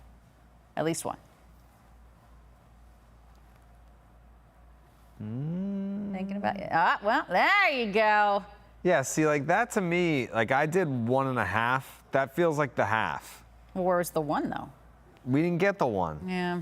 Send him back out there. Well, you were the closest for sure, because Pap said 14. I mean, for all we know, Alanna, he could have done, like we had to go get the Unobstructed Views Tolley cam to even find the half. Can we make that happen? How much money is in our budget for that? Just have like a drone follow him everywhere? I'll do this show for free if we can get a Tolley cam. Okay, did you hear that? Put it in my contract. You mean you actually get paid to do the show? Sometimes. Yeah, I get paid in steak tips two candy orders bars. of fries. Yeah. They feed me good. This Hicks guy looks familiar, doesn't he? He does. Oh, is that Sonny? Look at the difference in height. He's how cute tiny. he is. Tiny. It's like he's missing his Greg Weissert or Garrett Whitlock hug. His Whitlock's in the pen.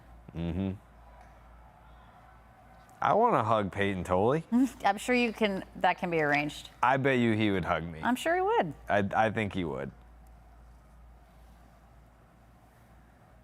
You're a pretty huggable dude, right? I'm a hugger. Are you a hugger? Yeah, like Tyler Milliken, like you can tell no one ever hugged him growing up. So like when I hug him, he doesn't know what to do.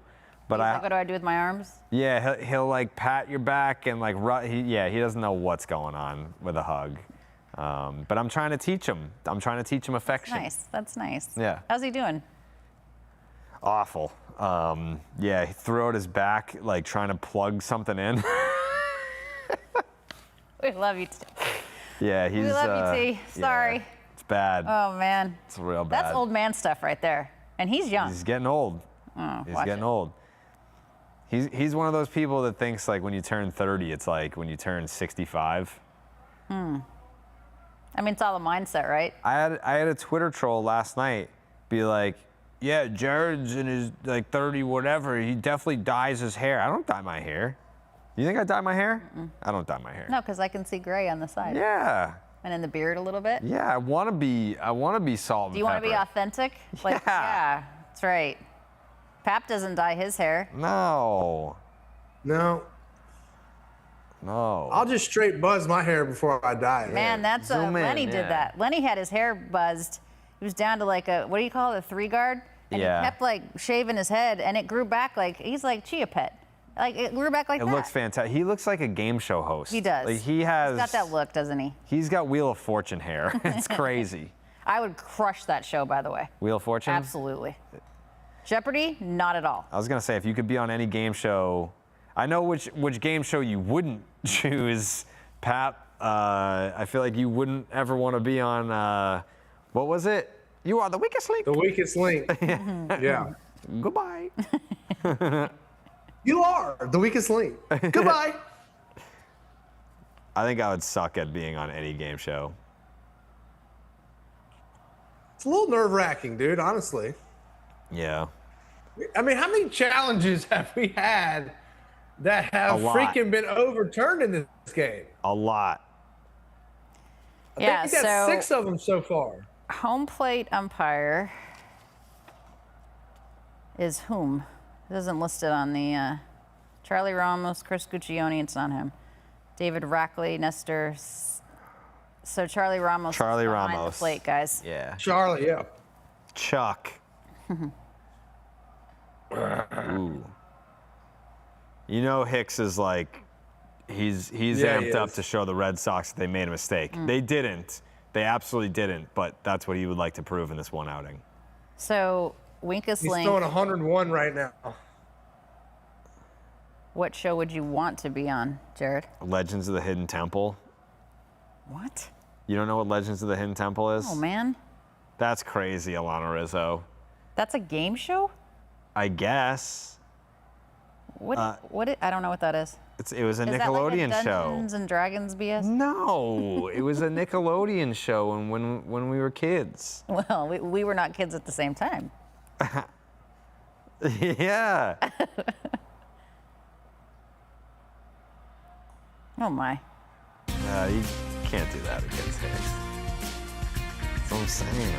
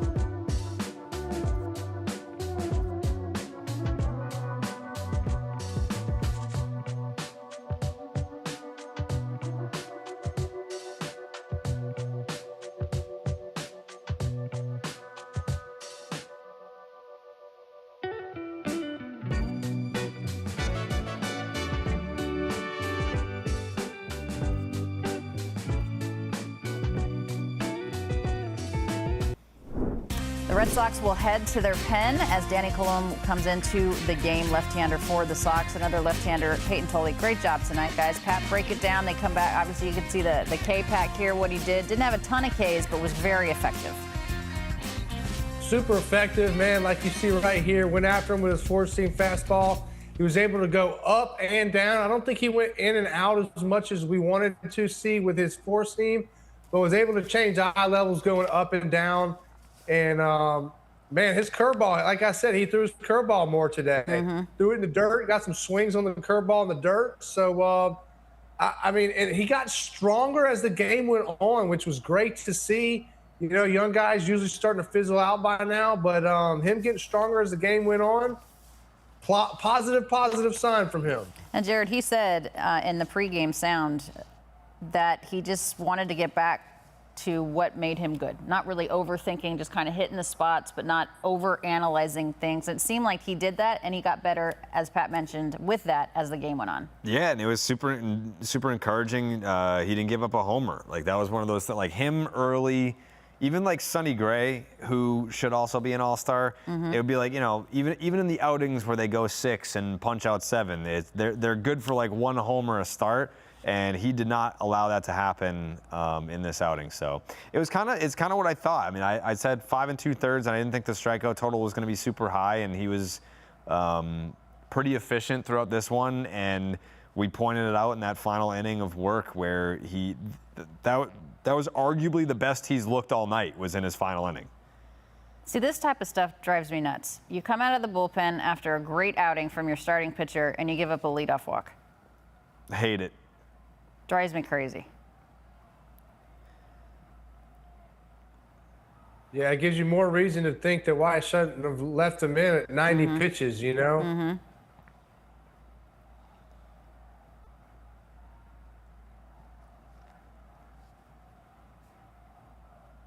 Is that a Let's Go Red Sox chant in Chicago? Sounds like it. Could be White Sox too. Let's go White Sox. They sound similar, you know. Could be. Uh-oh, Slayton. He's been super hit or miss. I still have confidence in him when he's on the mound, but his bad outings have been bad. Golly, come on, Coulon. That's the third hit of the night given up, and it's all from the same guy. Huh. I'm just glad they don't have Murakami because they would be. He was on fire before he went on the IL. He was an easy 50 homer pace guy. He was actually going to be on my list for the home run derby for the AL, but he can't because he's hurt. So really quickly, National League, 4 guys. Who do you want to see? Shohei.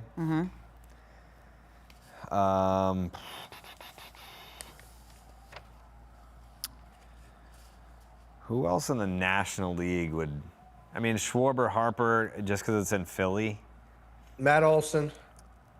Matt Soto. Olson and James Woods for me. James Wood for me. James Soto. Woods. Soto hit another one tonight. He's got 20. What about the guy from Colorado? Yeah, Hunter Goodman. He was on my list. I was thinking about him too. He has 27, I think. He's so got far. pop. You know what's crazy about him is for a guy that plays half his games at Coors Field, he's awful at Coors, and all of his offensive production has come on the road. Well, and that's going to be an even bigger reason why people think he should, obviously be an all-star, which he is, but. A trade candidate. Yeah. It's like, yeah, all right, come play for me any day. He can play away, yeah. Mm-hmm.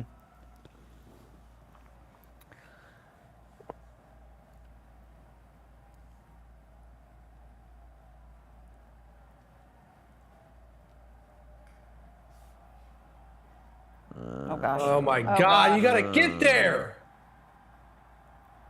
Is that lack of awareness, lack of speed, lack of what is that? It's lack of knowing the situation, and it's lack of knowing that he has to get over there. That should be an easy play. Contreras just simply hands it off to him. Look how late he is. Yeah. Like, I get when you're a lefty, you fall off the mound the other way going away from first base, but it didn't look that bad. That was a lack of hustle there.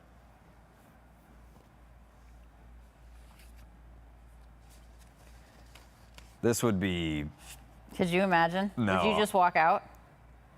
Probably, yeah. I would take my mic off and go in the snack room. Oh, if you're going to go, bring me back some stickers, please. Bring me back a pack of cigarettes. God almighty, this is going to be freaking brutal. Yeah, it's not great. I mean. Do you leave him in, Pep? Or they probably didn't have anybody warming up because they didn't think they were going to load the bases. They got Slayton up. They got Slayton up, but honestly, I would stick with lefty here, even if Slayton was warm. But yeah, Slayton's had some real I'm petrified to bring him into this situation. Yeah, he doesn't come into these situations very often. Hasn't succeeded into them very often, but still, you got to come out here. You got to be throwing strikes, and you can't be freaking leaving balls in the middle of the plate, man. Okay, all right, I'll take that exchange. This is where they missed Justin Wilson from last year, where he was, not the biggest name in the bullpen, but he would come into situations like this and be able to get you 3 outs before it looked like a bases loaded, nobody out situation.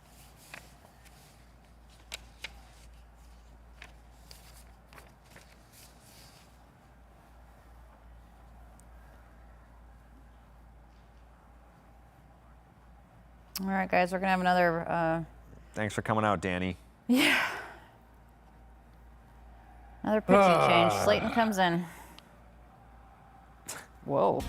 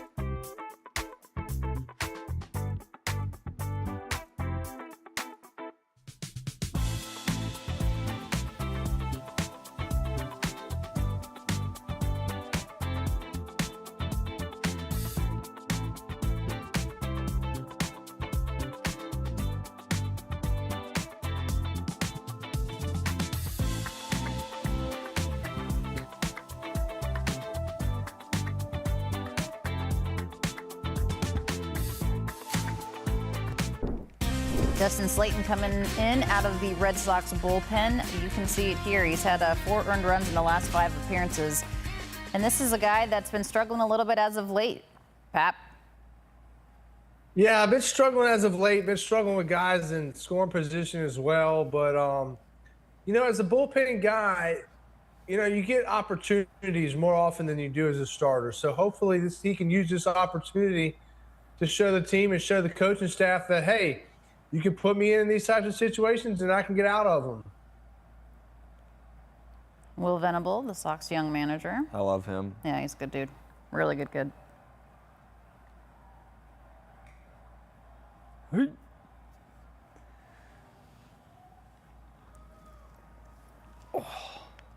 He's a Pepperdine kid, isn't he? Didn't he go to Pepperdine? Dunno. Couldn't tell you either, Alanna. Pretty sure he did.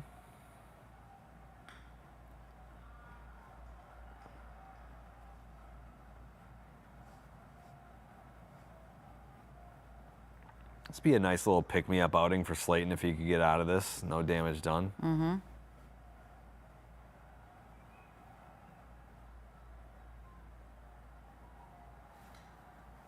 Okay.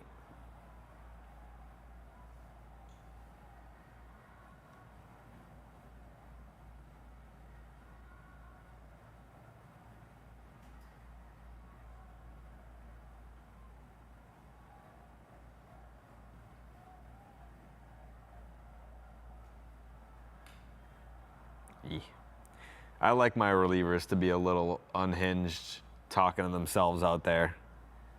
I don't need normal guys in innings 7, 8, 9. Are any 7th, 8th inning, 9th inning guys normal? Matt Barnes was very normal. Hey, congratulations to the Barnes family. They just announced they're having another baby. Oh, yeah. Matt and Chelsea, congrats. Yep. Yeah, Matt, always normal. Really? Yeah. Yeah. The weirdest thing about him is that he's a big EDM guy. That's it. Electronic dance music for those at home that don't know what EDM is. Yeah. Loves the house music. Yeah, I didn't know what EDM was. Thanks for clarifying That's like that. the douche. Yeah, he loves that. But hey, that's what motivates him. That's what gets him fired up and in the zone. Mm-hmm. Super normal guy. But most of them, they've got some screws loose. Little ticks, yeah. Yeah, like if he wasn't sitting here, I'd be like, remember Jonathan Papelbon? Like, that guy was nuts. That guy was, wow. Yeah. Talk about unhinged. But wholly effective. Yeah. Yeah. Seems like a guy I'd kind of want to hang out with. Yeah. All-time. Maybe do a show at his house or something. I don't know. All-time saves leader for 2 franchises. 2 organizations. Yeah. But he'll try to kill you, you know? You'll win the World Series. He'll tell you his dog ate the ball. Get out of this. Make a pitch right here. 1 pitch, Slayton. That's all you got to do is make 1 pitch. And see, that's the thing is, a lot of these guys don't realize now with all these sabermetrics and analytics, they think they got to throw all these different pitches and set up this pitch for that pitch. No. You make 1 pitch right now. There you go. Pap, who was a reliever? Who was a reliever that even you were like, man, that guy's kind of weird? Brendan Donnelly. Okay, yeah, Angels legend, right? Angels legend, came over to the Red Sox for a little while. I saw him. Oh no! Oh, okay, no. all right. It's foul. It's foul. It's foul. I would have been at the snack bar so fast. In your car. Yeah, I wouldn't have came back. I would have taken the mic off right here. What year is that? 09? Yeah, 09 or 10. No. Yeah, 09. Literally saw him take a line drive during BP off the freaking in between the eyes and went to a knee. Good job, Slayton. Great job.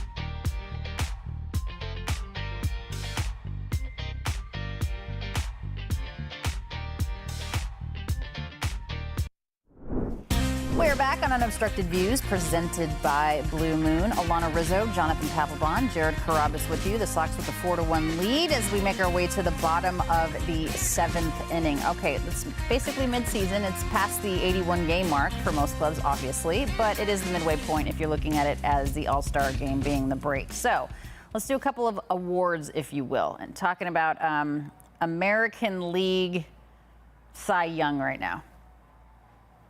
I can't answer that, Alanna. Why?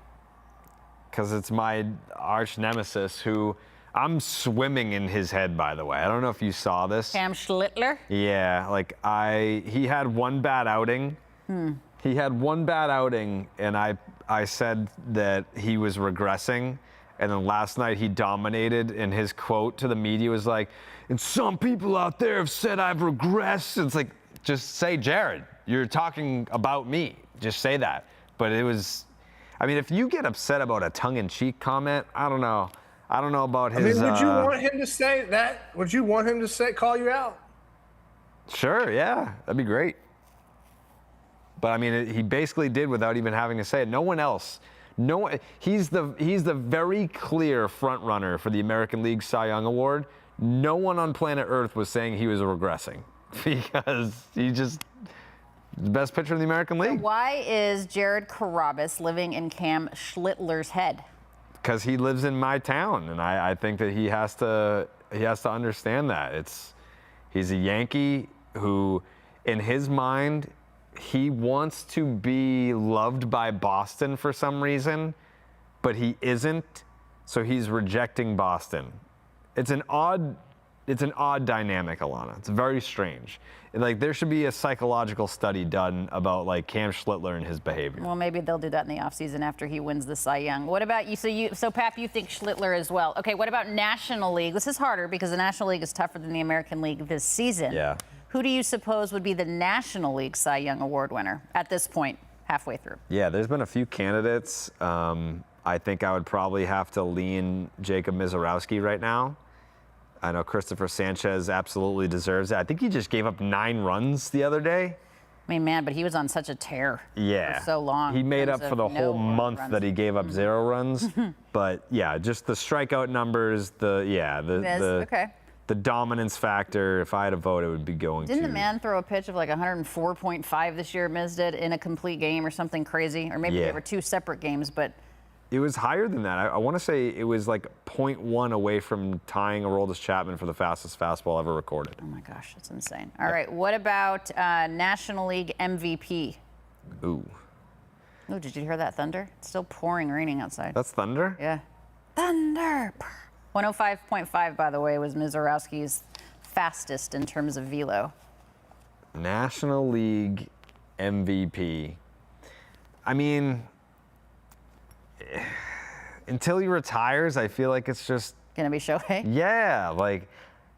Yeah, for what he does on the mound, and it's like a 150 OPS plus, and it's like a sub 250 ERA. I know he had like a bad outing. At one point for quite some time, it was sub 1. Yes. Let's just, for the sake of the argument, Shohei's not playing baseball. Who's the National League? We'll discuss this when we come back. Yeah. PCA, okay. We'll talk about it.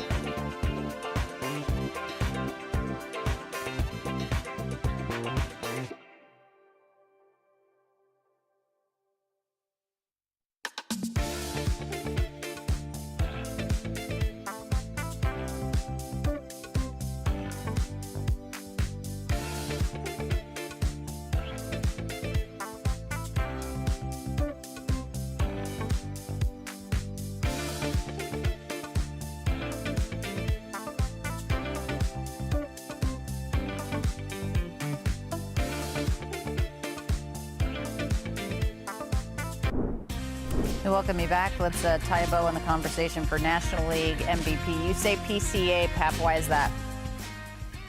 Well, I just think he's an electric player, man. And, I think he's next man up from Shohei, And I just think if without PCA on the Chicago, there is no Chicago Cubs in the question. Yeah, they're not playing well right now either. Yeah. All right, what about biggest surprise? What about the AL MVP? Oh, that's right. I apologize. AL MVP. Bobby Witt. Okay. He's hurt, though. Still? It's still statistically his. I think if the season ended today, you vote for PCA in the NL, you vote for Bobby Witt in the AL. Okay. What about biggest surprise? I still think it's going to be Aaron Judge. If Aaron Judge comes back healthy, it's going to be hard to beat him. You ain't going to see him until next month, best case scenario. He's not going to have the games to win the AL MVP this year. Biggest surprise overall? I mean, you could do NL, AL. There are no rules on this show. You can do whatever the heck you want. My biggest surprise is that the Boston Red Sox are as shit as they are. like this I did not see coming. I did not see this coming at all. I mean, $200+ million payroll. The guys are there, but yet the production isn't. So, to me, it's kind of mind-boggling that they're this bad. Fair. You could say that about the Mets. The Phillies have rebounded very nicely. They're only 3 games out behind Atlanta now. Yeah, they're in the Braves have been sliding. The Phillies, I want to say, had the best record in the National League since they fired Rob Thompson. Yeah, they're 2.5 out right now of the division. Yeah. Biggest surprise. I'm surprised at the fall off of Cal Raleigh this year. You're pushing 60 pumps, and he's not even hitting 200 this year, and there's no pop. That's why I think even more of a reason why he should have been the AL MVP last year. Because what he did last year as a catcher is probably never going to happen again. No. And where Aaron Judge has the opportunity to have seasons like he's had because he's just that good. But last year for Raleigh was such an outlier. There's been a lot of bad surprises. Like Paul Skeens. I don't know what's going on there. Like, the numbers are still good. It's just like the ERA is doubled. I'll tell you what's going on is that little girl he's dating. You think Preach. so? Preach. I don't think so. Yeah. She's out gallivanting around and doing this and that, and he's sitting here trying to play ball. I mean, come on now. Damn. Oh, what a pick. Great play. What about this team as a good surprise, the White Sox? Yeah. Nobody thought that they were going to be leading the division. Granted, the Central tends to be a little bit of a weaker division. But the Guardians listen, are always the Guardians. Like, sure. I mean, they have a 1-game lead in the division right now. They play great ball this year. Murakami's been an awesome surprise. I know his market was so weird. Like, teams were like, yeah, like he can't hit the fastball and he's gonna strike out a ton. And besides the injury, prior to the injury, he's been outstanding. So. I mean, the Mets being 14.5 games out right now. They stink. And the Padres at 15 out. Those are 2 surprises for me in the National League for sure. Padres, I can understand. Like, they've got a lot of bad contracts on that team. The Mets being this bad, inexcusable. Like, heads got to roll over there. I mean, they are. Well, they already did. They already got rid of Mendy. Yep. But it's like, that's throwing a cup of water at a burning building. Firing the manager, a team like that's not going to do much. Okay. On to the 9th. You don't have to stream. We're not tied. Not yet. Thank God.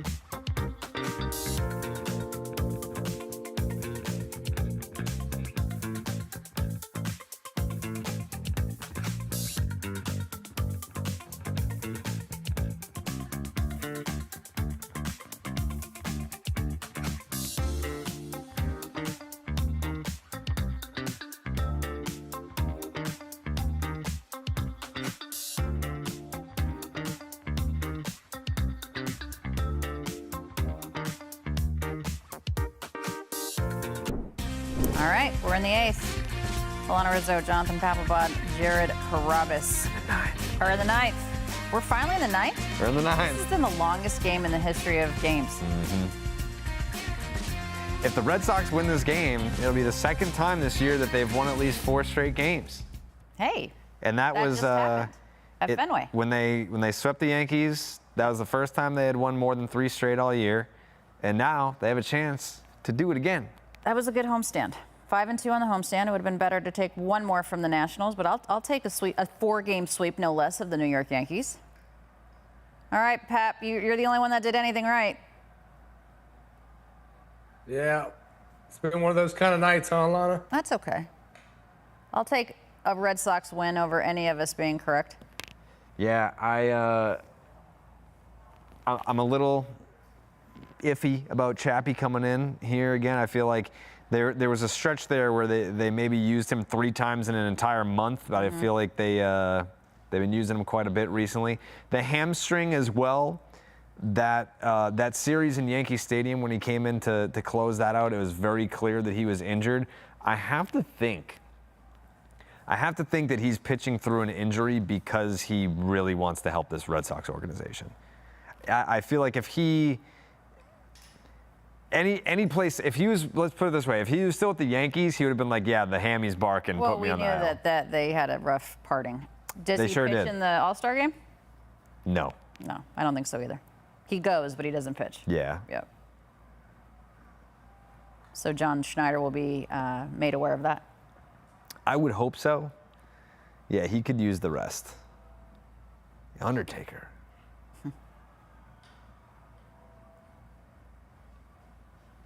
Good news on Ranger Suarez. You see him there talking to Wilson Contreras. He threw today. He did, off flat ground. Off flat ground. He's supposed to throw a bullpen on Thursday. Depending upon how he gets out of that, how he feels after that, he should make his scheduled start on Saturday, so that's good news. That is good news. You know what I didn't like about that whole All-Star announcement is that Ranger does deserve to be an All-Star this year, and when it was like, oh, it was Sonny Gray, how is Sonny Gray now? It's not like Sonny Gray should make it in place of Ranger. They both had an All-Star worthy season so far. They all deserve to go. Everybody, the whole team should be ready. Whole team. They're all Breslow guys, though. All the Breslow guys are going to the All-Star game, which is very ironic. Everyone wants Breslow gone. We're ready to bury him every chance we get. We should give him props, too. I'm a Breslow guy. I know you are. Yeah. I'm not. But listen, when it comes to that position, you got to be able to take the Sure. Yeah, I think the criticism. My being a Breslow guy is that I'm one of the few Red Sox fans that can acknowledge his wins. Crochet was a win. Crochet was a win. Chapman extending him was a win. Getting him here was Getting him and also extending him was a Breslow. win. Yep. Ranger's been good. Sonny Gray's been good. Wilson. Yeah, Wilson. Yep. I bet you'd like to have Kyle Harrison back, though. But You know Caleb, who I'd like to have is like Roman Anthony healthy. Yeah. Yeah. Nope, he gone. He down in Florida now, Alanna. I know. Which guys, that's something we haven't talked about. I talked about it a very little bit on Boston Has Entered the Chat earlier today. But that's an interesting thing to me is that even if he's, I don't know. I understand he's going to Florida, perhaps to see a specialist, a hand specialist, finger specialist, whatever it is, to get another opinion to see where he's at, right? But I don't know that I would want that kid away from the team. I feel like there is an opportunity to continue to learn, to continue to. I mean, if he is your future and you saw him enough to give him this big contract, what are they trying to keep him away from here? I think it's a combination. You know what? I'll let Pap answer this question first. Well, it's, at the big league level, you have so many moving parts and there's so many things that come into play here, Alanna. But the thing is that, you're not going to learn a whole lot by just sitting on the bench. You gotta play a little bit to learn. But he can't play at all. So Yeah, does he come back exactly. after the specialist, or do they just keep him down there in Siberia? Oh, what a play.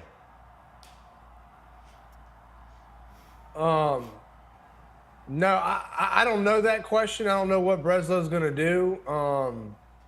But I would imagine he would stay in Fort Myers. You know, you got enough guys that travel already. I mean, you got enough of the hoopla with the travel. And so it's not necessary for him to be there traveling. Then, you know, and Alanna, back in my day, everybody went to spring training site No, if you were hurt. I know, but at times they have changed. Now it is a traveling circus. Now there's everybody, you know, is in the dugout and on the plane, and you know, Chad Tracy was like saying, "Oh, it's because you know the clubhouse is too small." Like, it's Roman Anthony. Stop. Jared has things to say, but he won't. It's not because the clubhouse is too small. I Go know ahead, it's Jared. No, I do think that they're sending a little bit of a message, yeah. I was trying to poke around last night to see if I could get anyone like definitively say that there was more to it. It kind of just was similar to how I felt about it, where it's like, I think that there's more to it than just we don't have space in the clubhouse. Like, you know, you gave the dude $150 million and you crowned him as the face of your franchise. You have space in the clubhouse for that guy. I don't know if it's a matter of we need him to take the rehab more seriously, or, you know, by now we thought that he would be more recovered, and I don't know. It's just, it didn't pass the sniff test that this was just, we don't have enough room because there's so many guys that are injured right now, so we sent him to Florida. I believe he is going to see the specialist that also saw Adolis Garcia that had a similar injury. So perhaps they can get more information. Like Connor Griffin just I suffered the believe same it's the injury. Braves. I believe it's the Braves hand specialist, if I'm Yeah, not mistaken. it is. I am surprised at how long it's taking to recover. So I think that there was like a report about the MRI coming back clean or whatever. It's like, that doesn't mean that it's pain-free. Like, I would love to be able to sit down and talk to an actual specialist and be like, so what is it that we're dealing with here? Like, is he at risk for further injury here if he continues like trying to swing, or like, what are we actually looking at here? Is this a pain tolerance thing? Don't know. Like, why is it not, I guess. Reach out to Will Carroll from Injury Territory on Foul Territory Network. He can give you He's been around the block. I remember him from like 2009. There you go. Reach out to him. But yeah, I just feel like this is an injury that we don't have a ton of information about, and the less information, the louder the chatter is going to be around it, because everyone's wondering the same thing. I think we're now past the 2-month mark. Mm-hmm. I mean, the same thing with Crochet, where, you know, we were originally told it was going to be just the minimum. You know, he'll be on the IL the minimum amount of time. Garrett Crochet still hasn't pitched for Chad Tracy.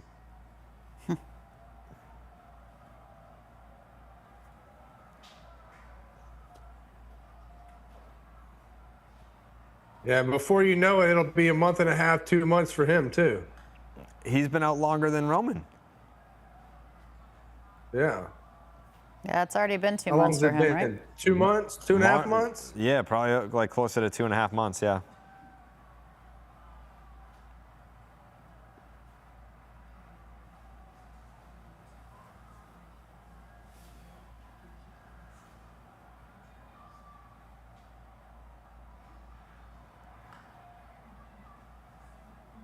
I mean, that's a credit to the guys that are here, though, that they basically have the best rotation in baseball without Garrett Crochet contributing to it. Well, I tell you, they've been really good in terms of their starting staff. That's the one thing you can't knock, because they've been really good in terms of quality starts and at least giving the team a chance to win. They've been number one. I haven't updated it in a while. I'll have to go back and check.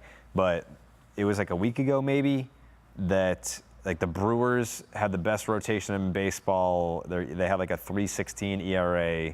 But then I added the current rotation where it was like Sonny Gray, Ranger Suarez, Peyton Tolley, Connolly Early, and Jake Bennett, and they had a combined 3.01 ERA. So it's basically those guys take out how bad Crochet was before he got hurt and how bad Peo was before he got sent down, and you have the best rotation in baseball.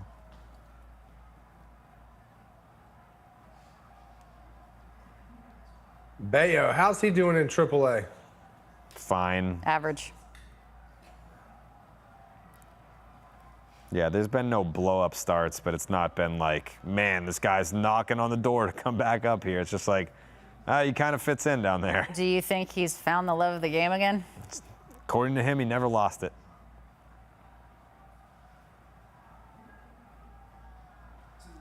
Patrick Sandoval starts Game 3 of this series. Yeah. That's the replacement, I guess, if you will, for Connolly Early.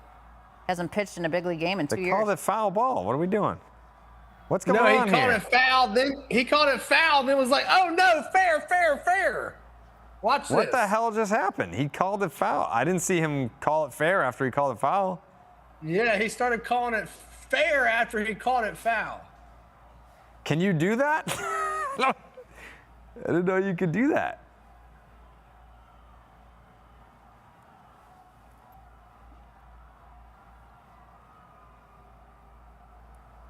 Okay, now it's fair.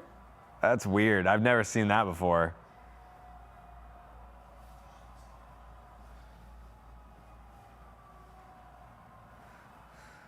Okay. I mean, it looks.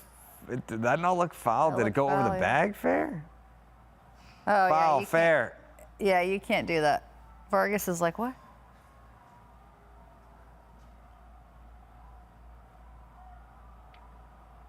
Man, these umpires these days absolutely suck. I mean, Will Venables, like, are you kidding me right now? Figure it out. There's no real good angle.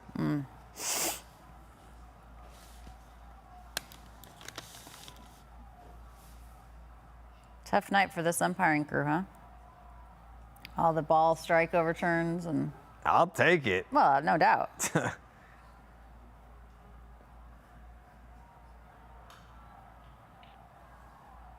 Fair ball. Wait, foul, I mean, go back. Wow. They're booing the Red Sox out of the building. Come on. Have a heart. Booing the umpire. Yeah, we're good guys. Come on. Look at the smiles. They're just happy, just having a good time. Yeah.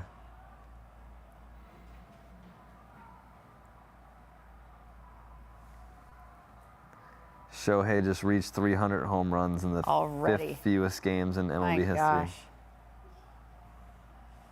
He's not like the rest, or we're not like him. No.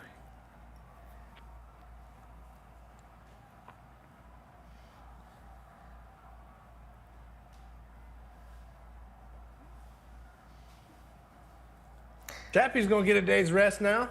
Yeah. Yeah, that's a good point. Yeah. I wouldn't pitch him Sit him down. until after the break.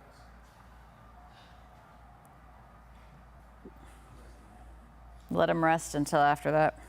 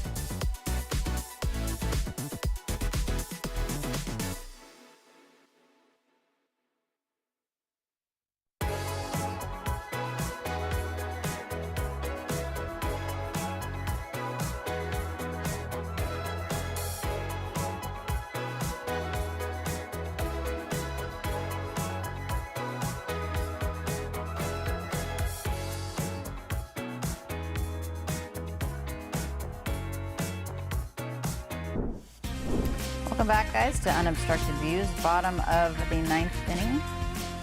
No, it's still top of the 9th. There was just a pitching change. This game has been a little bit of everything. It's been a little slow. A little bit. At least we got some action here, though. Crowd's into it. They're happy. So Watson has come out of the bullpen. Mm-hmm. And you weren't super psyched.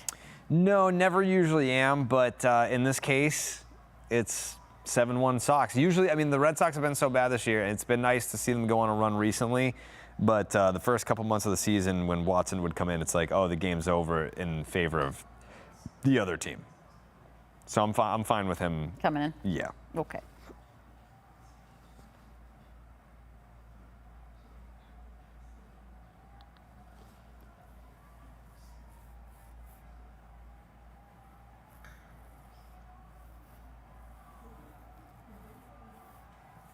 Pap, did you see Yuri Perez getting taken out after 7 perfect innings and 93 pitches? What did you think of that? Dallas Braden. Yeah, I thought that was Nuts. absolutely horrendous. I mean, what an abuse. I mean, perfect game.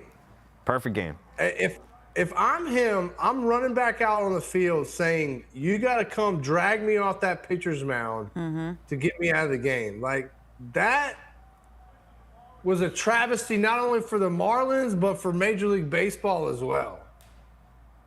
What did Dallas Braden does a podcast with Jared, Baseball is Dead podcast, and obviously Dallas Braden is somebody that has the authority to talk about a perfect game and what it means. What did he say? I mean, Dallas would be working at Arby's if he didn't throw that perfect game, but now he gets to do a podcast with me because he did throw that perfect game. Thank goodness. Yep. So he was completely against it. Oh, nope. He was more so talking about how life-changing it can be. And the Marlins are in a position now where I think at the time they had a share of the third wild card spot. They're not a team that is routinely in a playoff position or making the playoffs. And if they do get there, it'll largely be on the back of their rotation of Yuri Perez and Max Meyer and Sandy Alcantara. Like, that's their strength, is their starting pitching. And Yuri Perez, it was his 3rd start since coming back from the injured list. Like, he had thrown, I want to say, like 60, high 60s, low 70s in his first time back, and then 86 in the their second. excuse was that he wasn't built up? They were protecting him from himself. Yeah. But even still, it's like his last inning, like we were talking about with Peyton Tolley tonight. It's not about the pitch count. It's how stressful were the innings? How hard did you have to labor the last time out? How tired are we? And after 7 perfect innings, his 7th inning of work was by far his most efficient and dominant inning. So what are we doing here? Send him back out there. Don't take that moment away from him.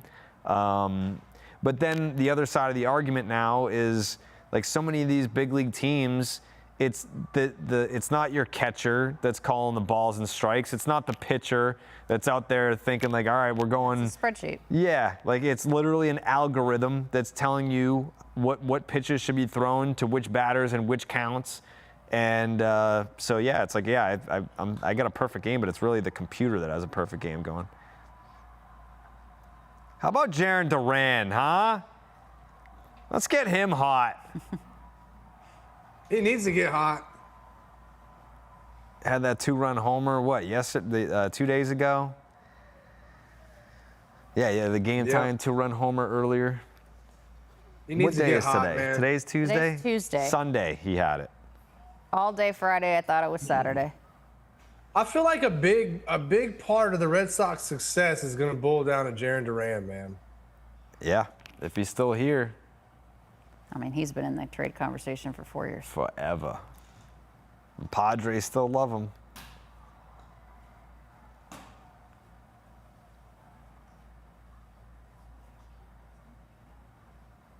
Who do you think is going to get moved?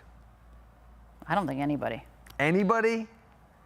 You think they're going to add? I don't think they're going to do anything. You think they're going to stand pat? I do. That could be catastrophic. Oh, man. If they do nothing, oh, man. I don't think you'll see me on the next Unobstructed Views. I won't be here. If I mean, anything, Sonny has to agree to go, Yeah, right? which he's open to. Yeah, he is. Aroldis would, I would imagine, would have to agree to go. No, I don't think he has trade protection. He doesn't have 10-5. Well, because, yeah. I think they can ship him anywhere. But Sonny has no trade protection. Yes, he does. Duran does not, I don't believe. Wilson Durant does hasn't not. even had a chance to sign a big deal yet. No. Yeah, I don't know. It's going to be interesting. yeah, I mean, I definitely think they sell, but we'll talk about that later.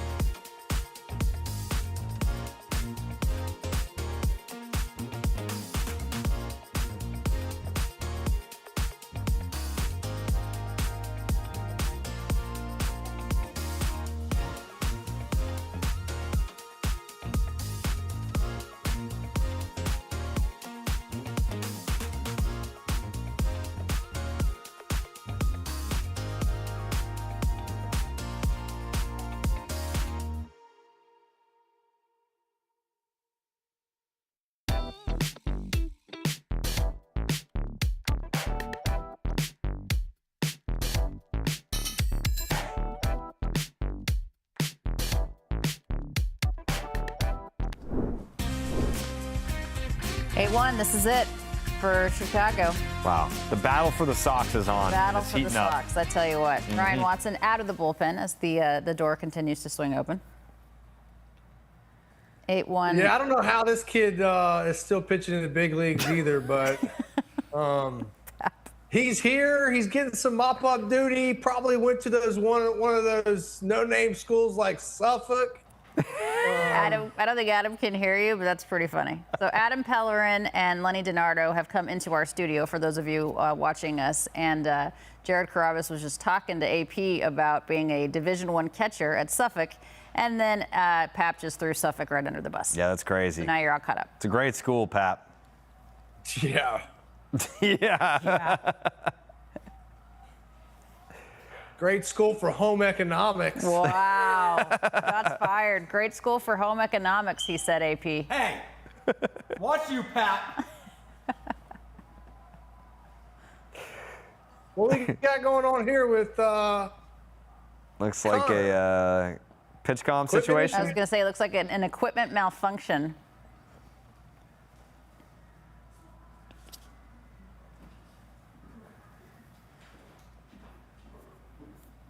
Connor Wong in no hurry to get this game done in under 3 hours. None. No, he doesn't seem like a man that's ever in a rush. No.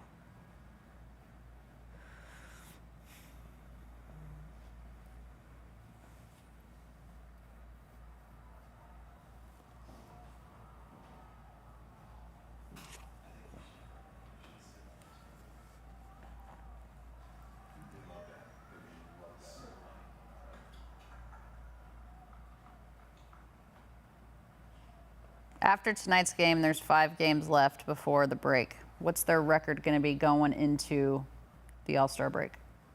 Whatever it is Right now, they're plus 5 wins. They're 40 and 48, so you're saying 45 and 48? If that's the math, Alanna, then I stand by it. Still under 500. What a time to be alive.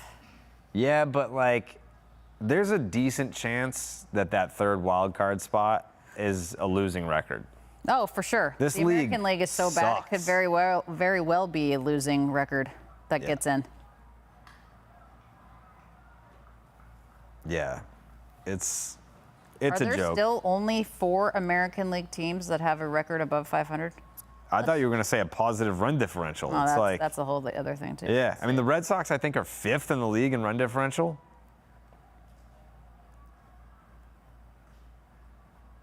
Tampa Bay, New York, The White Sox. the White Sox, the Guardians, the Mariners, and Texas is right at 500. So 5 teams.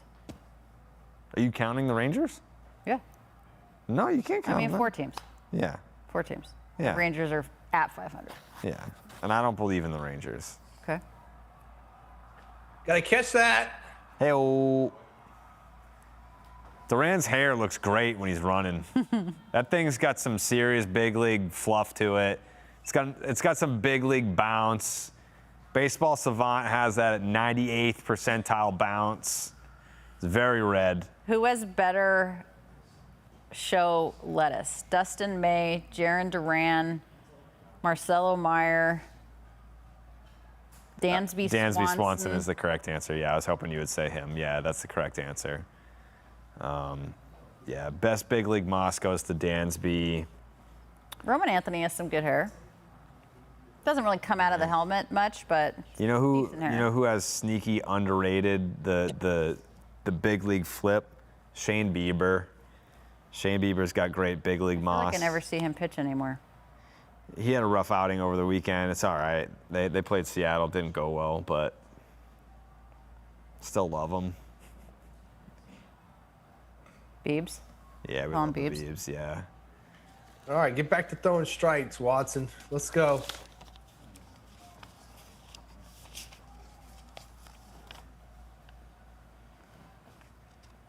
You don't see many like long-haired guys anymore. Not anymore, no.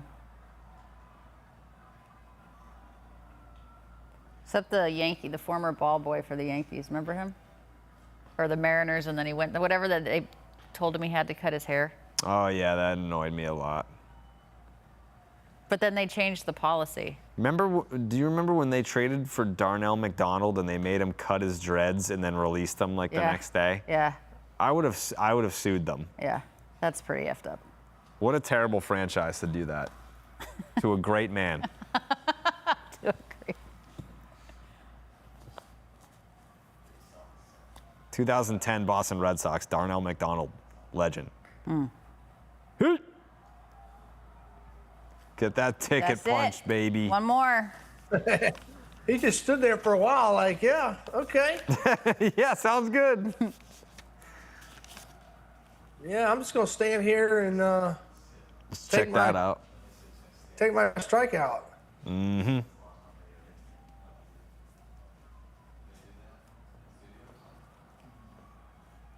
Our next show, guys, is July 20th. It is a Monday. I will be in Situate, Mass, and I'm coming here to do the show with you anyway. Wow. Yeah. Against whom? Baltimore Orioles. Okay, so we're going to get to see Pete Alonso. Yep. Jackson Holiday. Adley Rutschman. Colton Cowser. Where did he go to school? Mississippi State? Where'd Cowser go? No, he didn't go to Mississippi State. You got another Mississippi State guy for the Orioles. I forget his name. That's it, guys. That's enough There for we the go. There's the Sox. ball game. That's it. Sox None the of the win unobstructed call. views. 8-1. We are what? Are we 6-2 on our We're doing show now? good, whatever we're 6-2 doing. in terms of win-loss record on 6-2, Unobstructed Alanna, yeah. Views. We appreciate you guys for being with us. For our entire crew, Jonathan Papelbon, Jared Carrabis, our entire Nesson crew, Nesson Plus crew, I'm Alanna Rizzo. Thank you to Blue Moon for being with us. Don't forget, switch over right now to Nesson. You will catch our post-game show with the crazies, Adam Pellerin and Leonardo Eduardo DiNardo. Thanks, guys. We'll see you on July 20th.